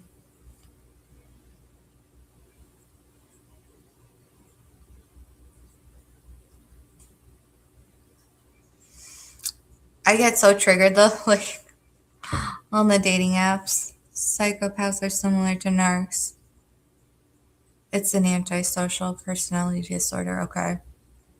Because they're capable of hurting people or not really having empathy. Little things he would do.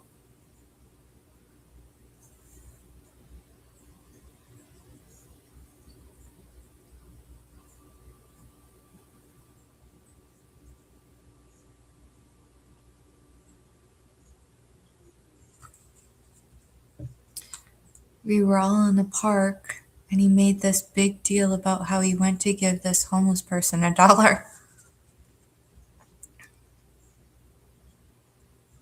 And then his cousin was like, oh, he's so nice.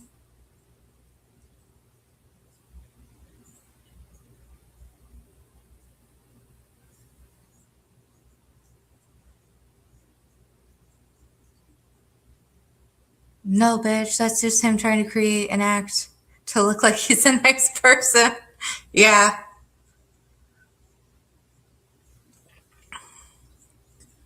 Because there are like psychopaths can kind of like pick up on people's like traits that then make them seem like they're more human, so to speak, or something. You have the exact same dialogue I have in my head because it's like no bitch all the time. So you have to appear in the most positive light in front of others, right? And then is it true that once you like once you see them for what they are and that they can't like pull the fairy tale over you, that then they're like,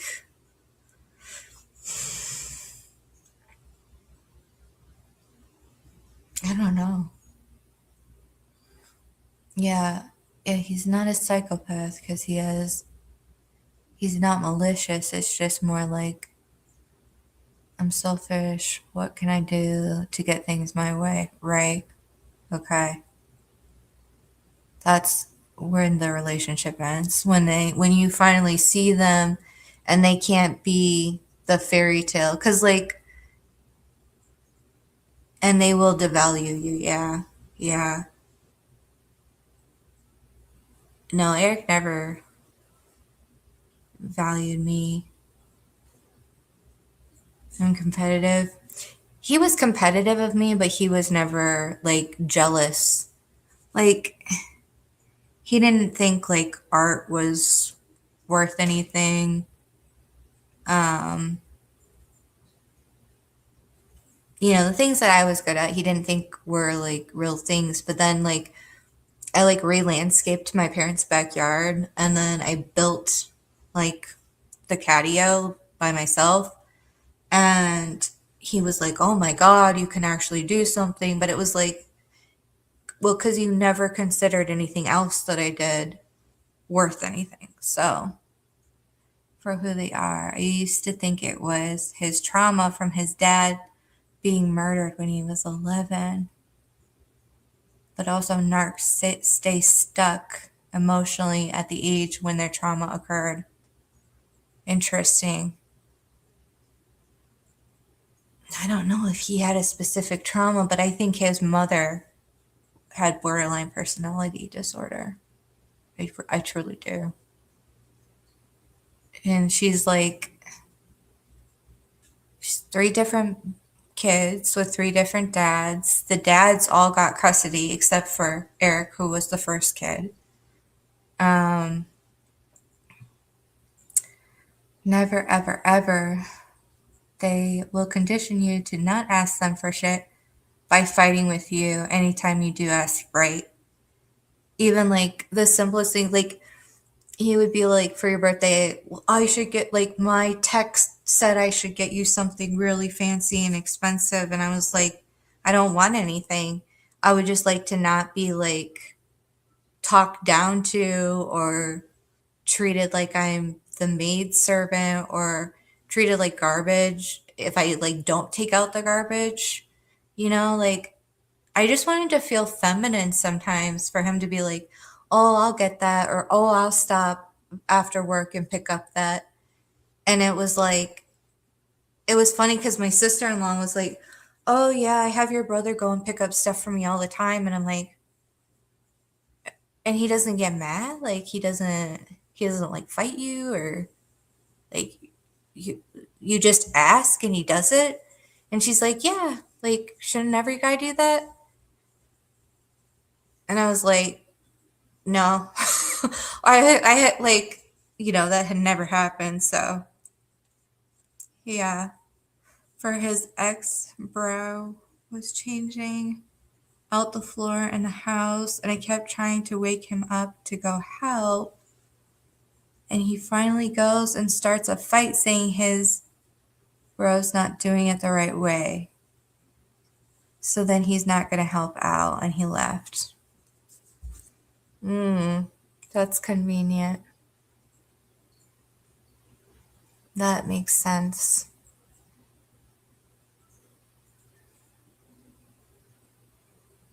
Weird. Just weird, you know?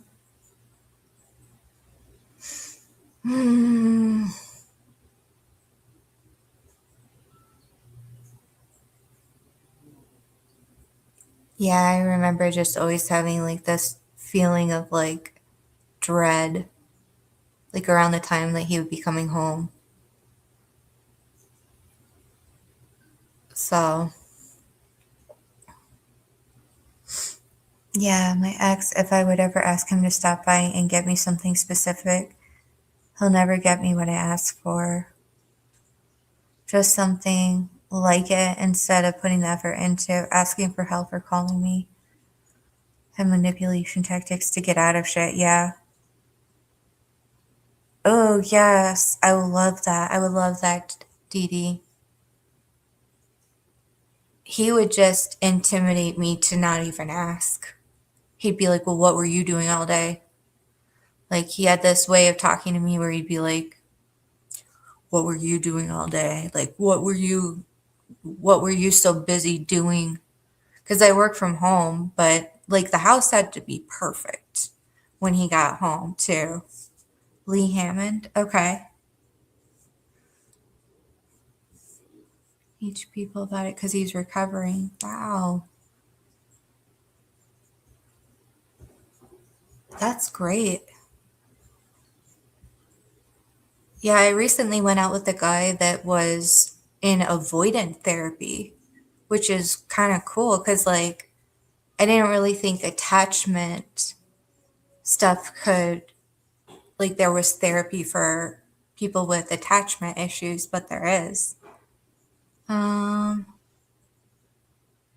that he happened to be at a store with his bro. Oh, that's me during COVID.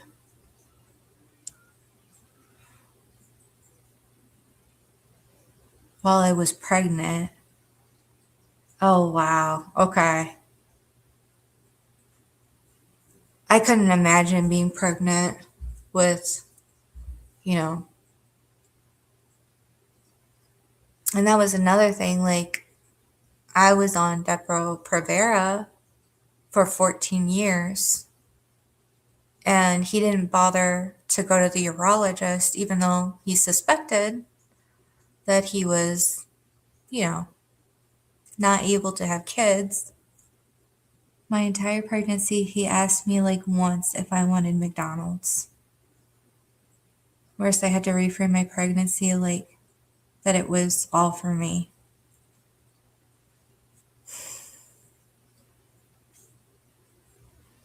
Jesus. Well, I'm glad you're out of that situation.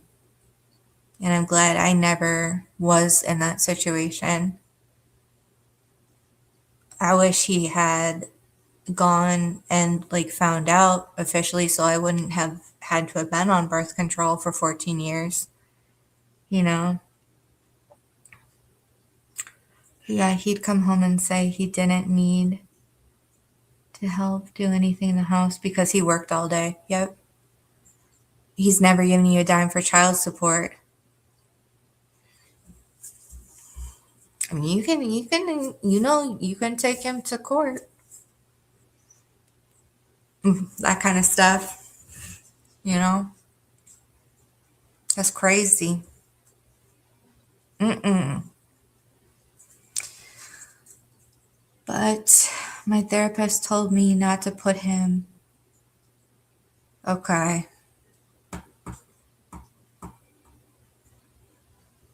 I guess. When I asked him why, he said because I make more money than him. Oh, gotcha. Okay, that does make sense. Never mind. Never mind. I see. Okay. Yeah, quite sexist of me, actually. Scared of doctors. No, he was just lazy. He was just lazy. I think both he and I thought we didn't want to have kids. Like, I saw how volatile he was, and like, there were, he like punched. Okay, so when we first moved into the house, he wanted to replace all the sink valves, the on and off sink valves to the quarter turn or whatever. So it's an easy turn. And then you don't have to like, you know. And he decided to do that on Memorial Day weekend.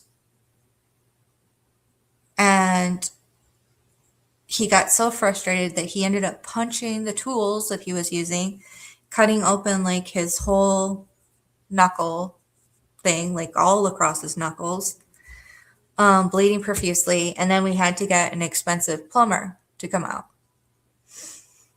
And that somehow, like, if I had just not been so, like, weirded out by him, he wouldn't have needed to punch the tools. Like, okay.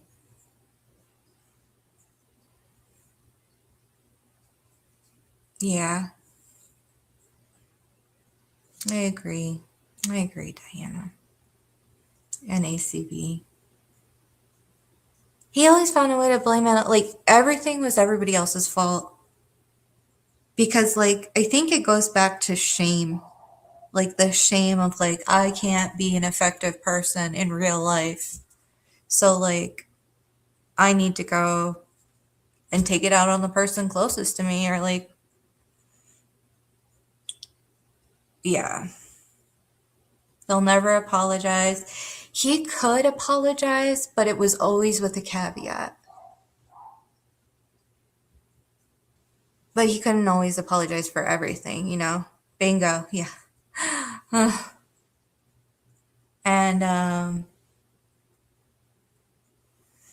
I think like when I really started, like, so 2024, my brother and my sister-in-law, they had gotten pregnant, and I had had like a pregnancy scare. I went off of the, contraception, Depo-Provera and stuff, and I was hoping that maybe he and I could try. And then, he went to the urologist finally, and, you know, too little, too late. But I was on birth control for 14 years for no reason, really. So,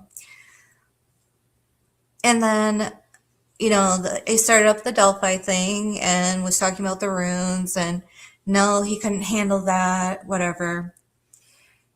And then, like, I think it was sometime in February, we had friends over. They would play the Settlers of Catan. Oh, thank you. The implant, it was the shot. It was the shot. It would last for 3 months. And he had over a couple that brought over their two young kids, I think 5 and 3. And the little 3-year-old girl, she had a lot of energy, And Eric had like these fancy speakers that were like, I don't know, they were special or something. Mental illness. Okay, thank you. Thank you. Um, and there was a center speaker, and there are these, like, how the speakers have those places where the sound comes out of. I'm sorry, I suck at this shit so much, but like the round places where the sound comes out of. So, but they're like these two soft parts, like, that you could literally poke them in. You could push them in, and they would stay in. And like I was like babysitting her while the adults were playing Settlers of Catan or whatever. And she was just moving around like a lot. I was babysitting her. We were watching My Little Pony, and like she pushed in those two things. And Eric, like, was the worst. It was the most embarrassing. I mean, I guess there could be more embarrassing things, but it was pretty fucking embarrassing. Like, he literally, like, he, like, sunk to the ground, and he was like, everybody needs to go home. Everybody just needs to go home. And I was like, okay. But then the little girl had a temper tantrum, and the parents were like trying to, I don't know what you do with kids. Like, yeah, he threw a tantrum, she threw a tantrum. My brother's like,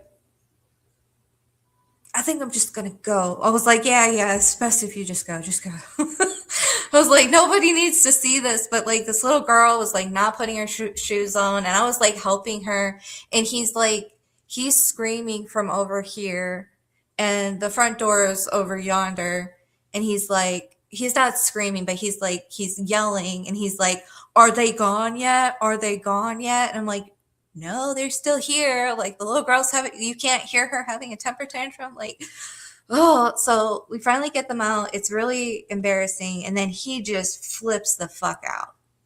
And he's like all over the place. He's like, whatever. He undoes the stereo. He like unplugs it. And then he goes to throw it on the sofa, bounces off the sofa, falls on the ground, cracks. This is an expensive speaker. And then, sorry, that's the RO system. Yeah. Well, he and the little girl, they both did.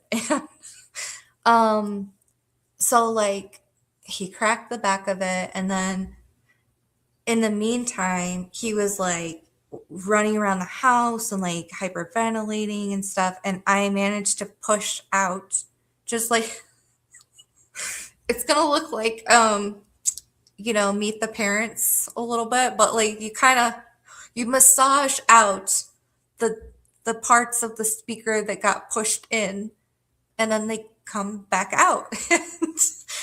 um so I was like, well, I fixed that, but now we're gonna have to fix the nipples. Exactly. It was like, they pop out. So that was fixed in like no time. But then like there was a crack. We had to get like a special enamel paint.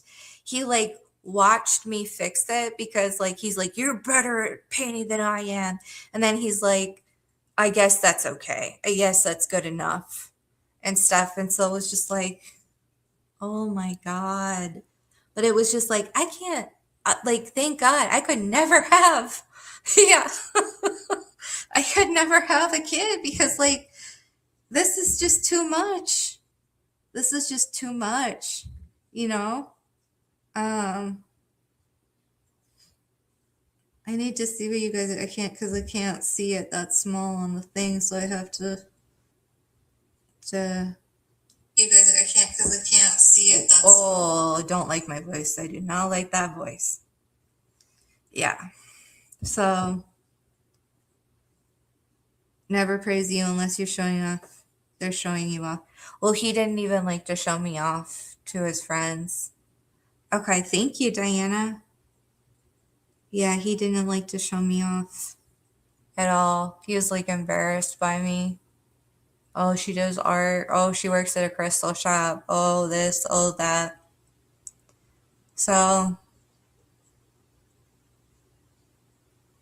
and then I swear if he ever saw this, he would probably cry and be like, I can't believe you said all those things about me. Oh, shit. You were 11 weeks pregnant? Yeah, I think he was in competition with me. But when I found out, oh, well, that's what got him the night in jail was because he was like there was some sort of like pagan festival, and I offered to do like 5 pieces of artwork and have them framed. And I was trying to get that done in time to turn in. And he was like throwing a fit because like sex was always on his terms. And so he was like, well, if you don't want to, then I'll just go find it somewhere else. And I was like, excuse me? What did you just say?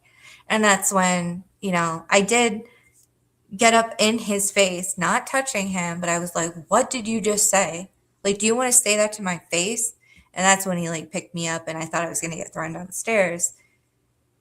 But that was like the first instance I understood that like he was willing to go outside of the relationship to get that need met. And then in 2018, I think it was the autumn equinox, I had to go into work and he was like crying because he was like, I'm in pain and stuff. And he thought, you know, I was like, what's going on? And he thought he had caught some sort of STD. And I was like, well, why do you think that?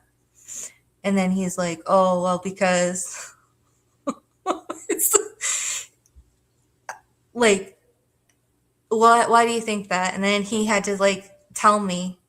And I was like, I literally, like, I don't know if it's like is it like a parasympathetic or the limbic or something, some system. Like, I was like on fire.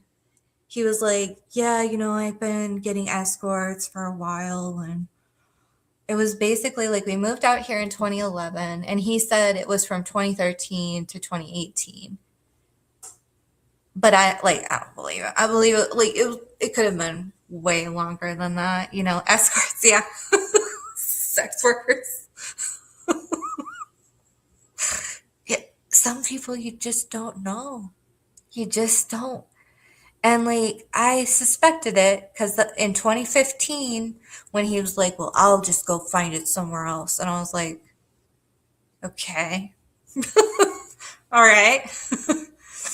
Well, that's embarrassing for him, right? Right. Because like, there was Tinder by that point, you know? Oh, and we were out at dinner with my brother and his wife, and he got a message that popped up. This was in 2018. And it was like a girl that was naked. And I was like, what the fuck is that? What the fuck is that? And then I was like starting to like tear up and shit. And he went to go use the bathroom, and Johnny and Ariel were like, are you okay? Do we need to leave? And I was like, no, but I'm pretty sure he's like talking with another woman. I just saw like a naked lady on his phone pop up, like in text message. And he was like, no, you didn't see that. You didn't see it. I was like, no, I did. I saw a naked, I know what naked ladies look like. I know what a naked lady looks like. Okay. That was a naked lady. Why is there a naked lady? Why is there a naked lady on your phone? And he gaslit me. He never told the truth about that one either, which was really funny. Cause it was like, especially when they get called out, the OG gaslight. Yeah, I was like, okay, so yeah, I wish I could ACV. They did invent gaslighting. I wish I could. But like I said, he's like been in my life since, oh God, math. Hold on. Let me pull up the calculator. What year was that? Well, technically, I did meet him in 2005. So yeah, that would have been 20 years. But I didn't start dating him until, so 18. Well, that's 8. Okay, yeah. 26 minus,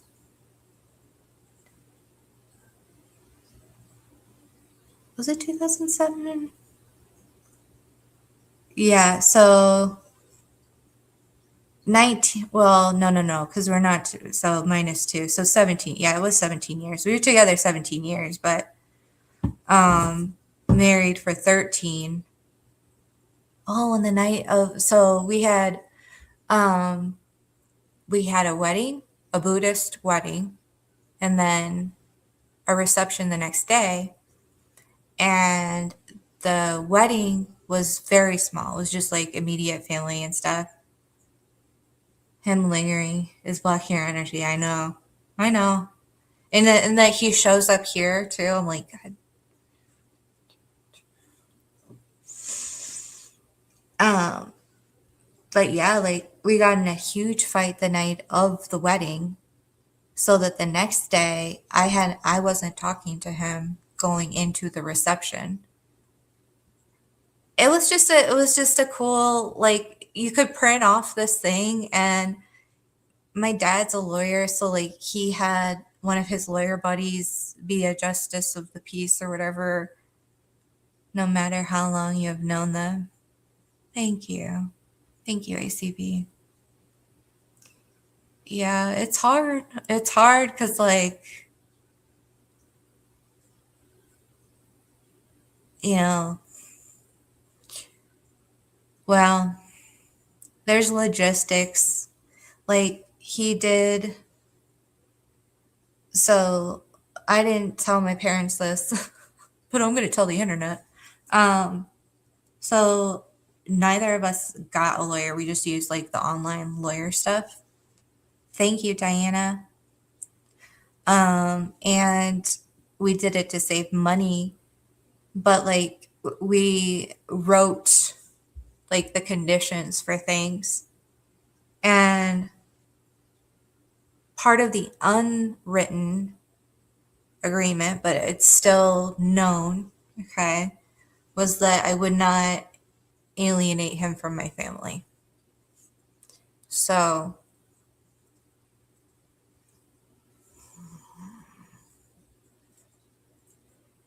but yeah, like it was funny because, like, I think even one of my shorts that I have up on this channel when we all go to Papado, um,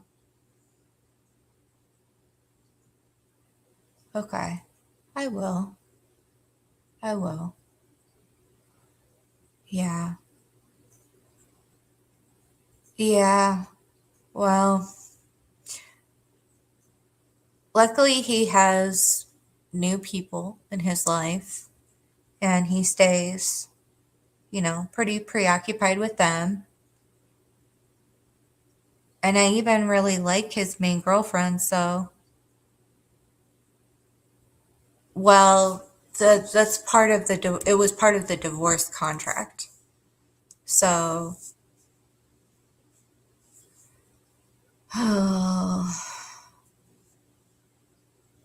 for however, it benefits him because he gets a family and they don't know all of this. And there's some stuff I can't even say because, like, yeah, just not ready to deal with it. So,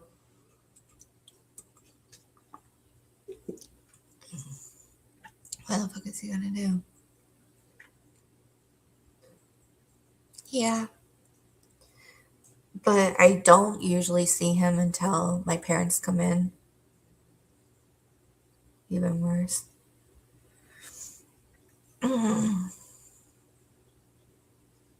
Throw a tantrum.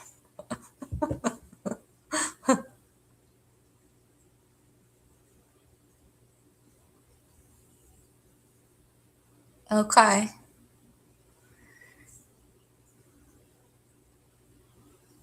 Well,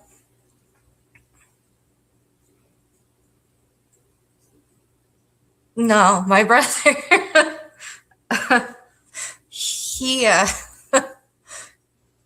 my brother, like, so I come from a short group of people. We are little people now, like, but I think my brother is the tallest of us, and he's the tallest of us by far, and he's 5'7", right?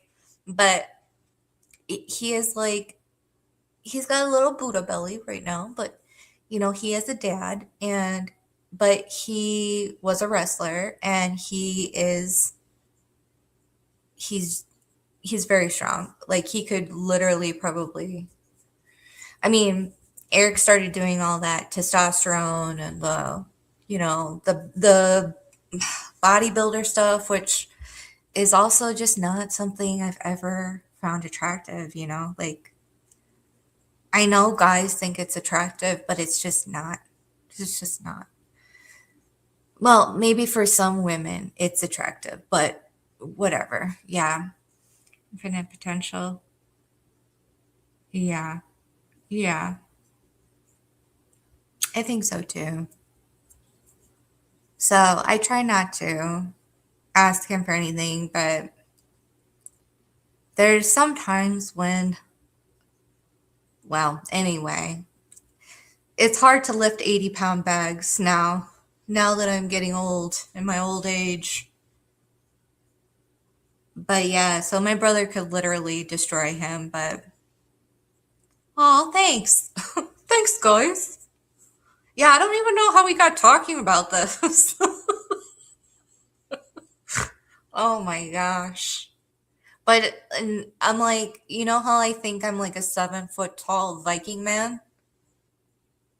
Like, I think you guys know where it comes from. So, yeah. My brother doesn't see through his act. Mm, I don't know. I don't know because they are so close. Like, they're in like those football leagues together. My brother has like saved his life on several occasions. Like,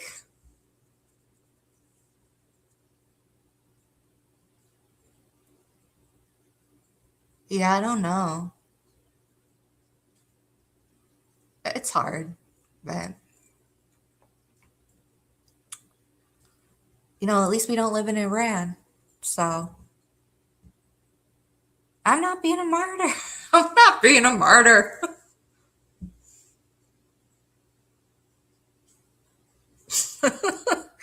I gotta go get more water. Holy, oh, and I have to plug this in too.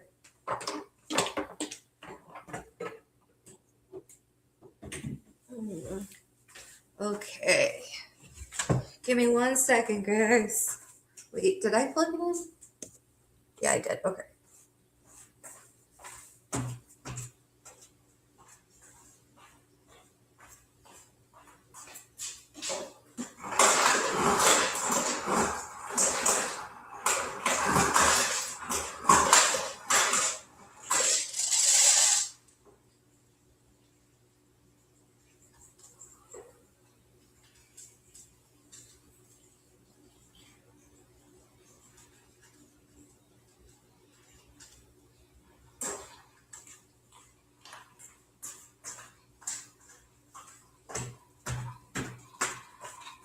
Oh my gosh, he was just waiting the whole time. I'll be right back, guys.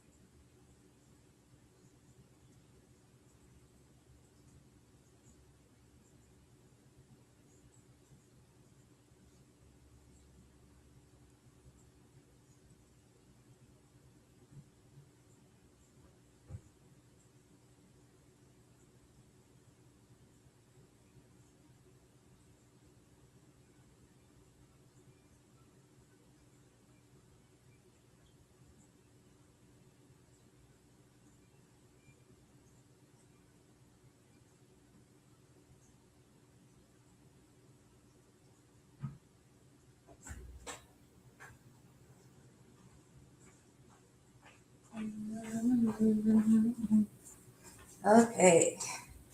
And we're back. Oh, trying not to trip over cords. Quads. Yeah. Oh. Yeah. It is. It is. But I'm out of it. I'm out of that situation now, so. Oh my goodness. So yeah. Loopy got his third helping. So what are you guys up to tonight?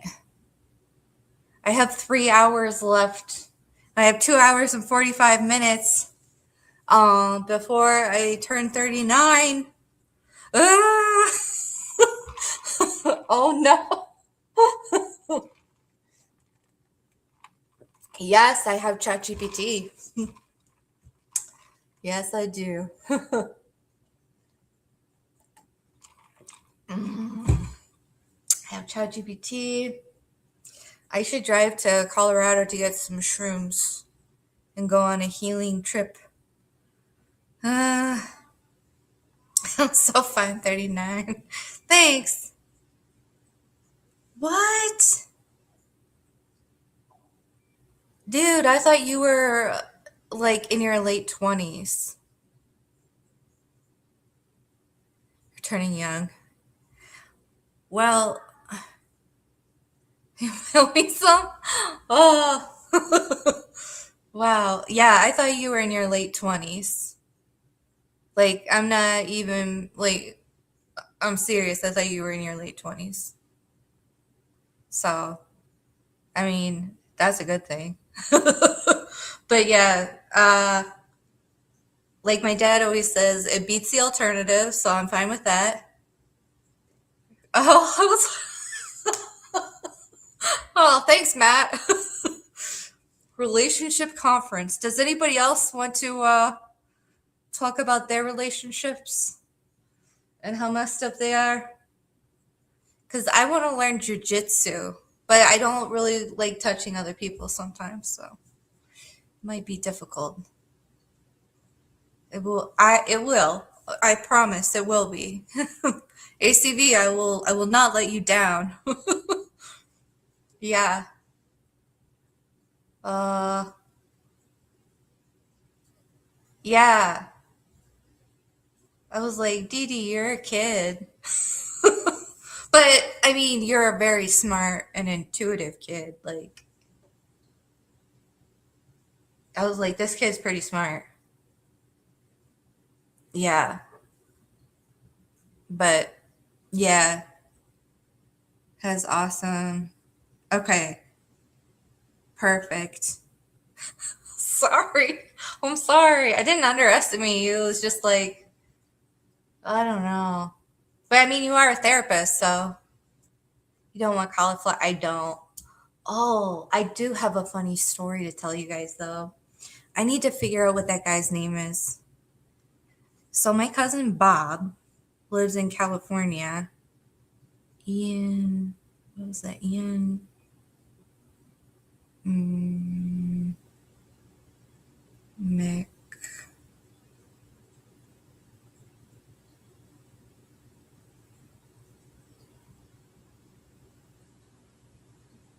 Oh, I can't remember.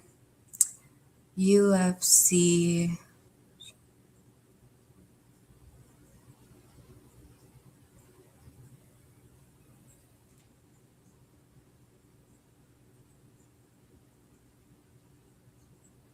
Oh, no. Okay, hold on.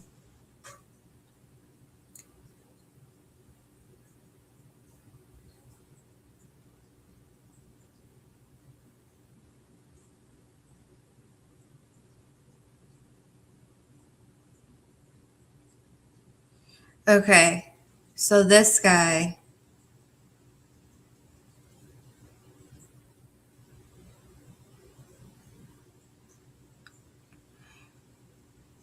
let me find a normal picture of him.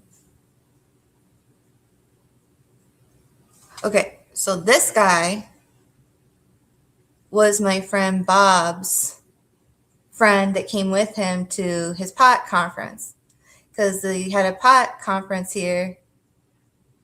Oh, we love you, ACB. Um, and my cousin Bob has like a pot. He had a business called CBD is Better, and so he would go to all these different pot conferences, and he and his friend Ian and his friend Jerry came, and they stayed at my parents' house, and I had to get like the place ready to go so that they could stay there. And it was so funny because it was like my cousin Bob's kind of a big guy, Jerry was a big guy, but Ian was like my height. Okay, this guy was like, he was like my height. And so I was like a little intimidated because like Bob and Jerry were like all over the place and kind of stressing me out. But I was like, I was telling my ex-husband and my brother at the time, I was like, yeah, Bob and Jerry were really stressing me out, but I'm 5'1". I'm 5'1". So I was like, yeah, Bob and Jerry were really stressing me out, but this Ian guy, like, he was my height. He was like, I could take him, you know? Oh, you are? You're teeny tiny. That's so cute. Lisa's even shorter than both of us, though. She's 4'11", I think. She's teeny tiny. So anyway, I was like, yeah, like, I don't know if I could take Bob and Jerry, but I could definitely take that Ian guy if I needed to. Yeah, I think he was. I think he was little. He was like a lightweight champion or whatever for UFC. Yeah, I know. He's so big. I was like, I thought Lisa was like Brunhilde or something. I don't know what I was thinking. I was like, she is like a force to be reckoned with. But no, she's 4'11". I'm like, girl, you're gonna make me feel tall. So anyway, yeah, it was totally like, but I could take that Ian guy if he got up in my face and stuff. And then I found out that he was the UFC world champion for that weight, that body weight.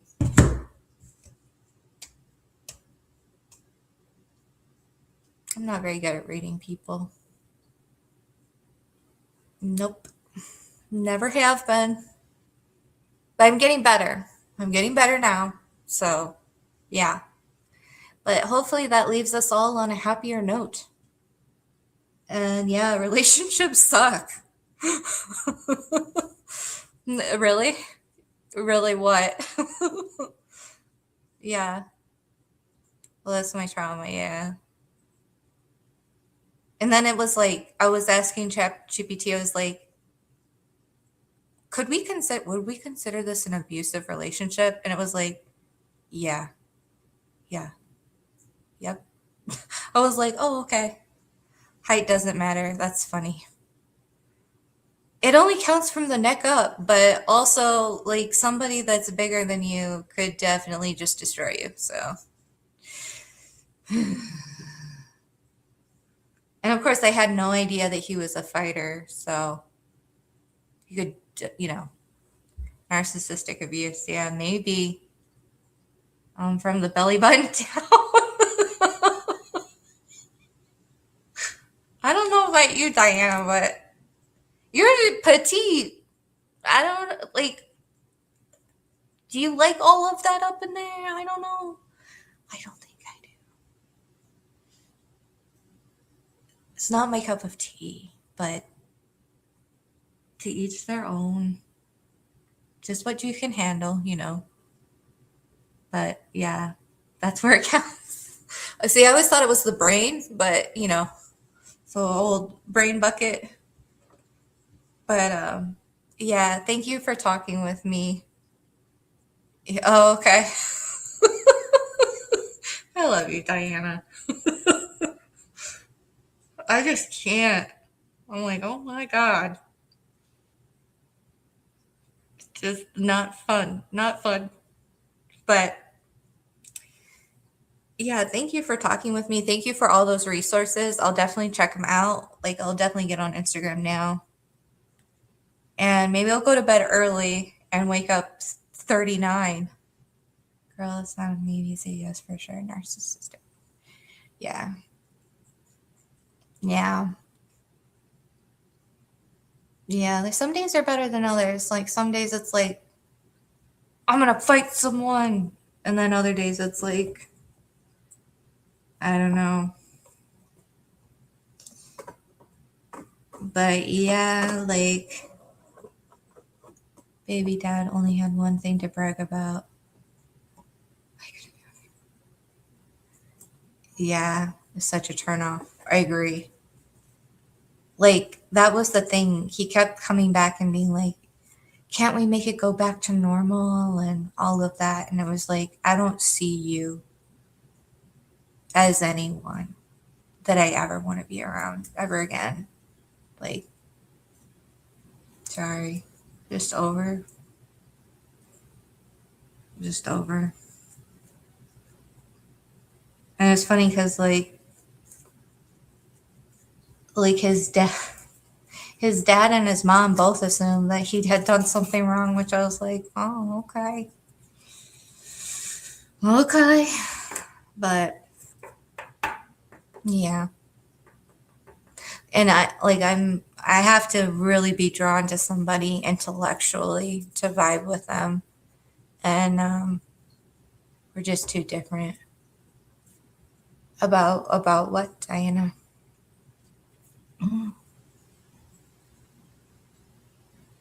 Oh, like with the marriage breaking up. And his dad called me and was like, hey, that really sucks. Cause like I really liked you and I think you really helped him and stuff. And I really hope that like your family doesn't give up on him either and stuff. So his mom definitely did. But his mom was also like, you know, oh, I could have been one of those women that supplied babies for the Third Reich. Oh, I'm probably breaking up. It's probably my internet. Let me see. Do I have full bars?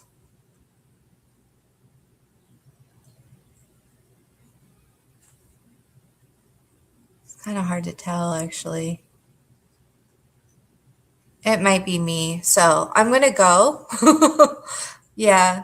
But thank you for talking with me. And I hope I'm not breaking up. Hold on. I literally am parked right next to the router. So let me see.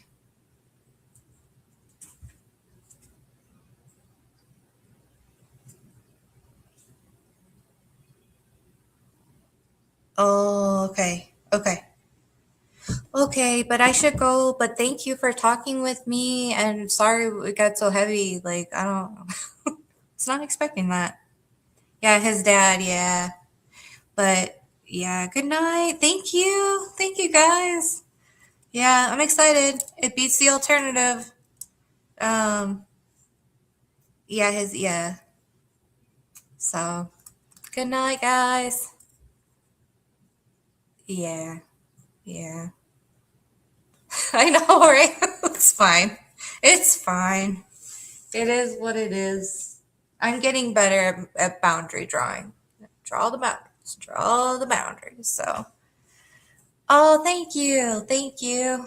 Okay. Well, yeah, I love you guys, and I hope you all have a very good evening and do something fun.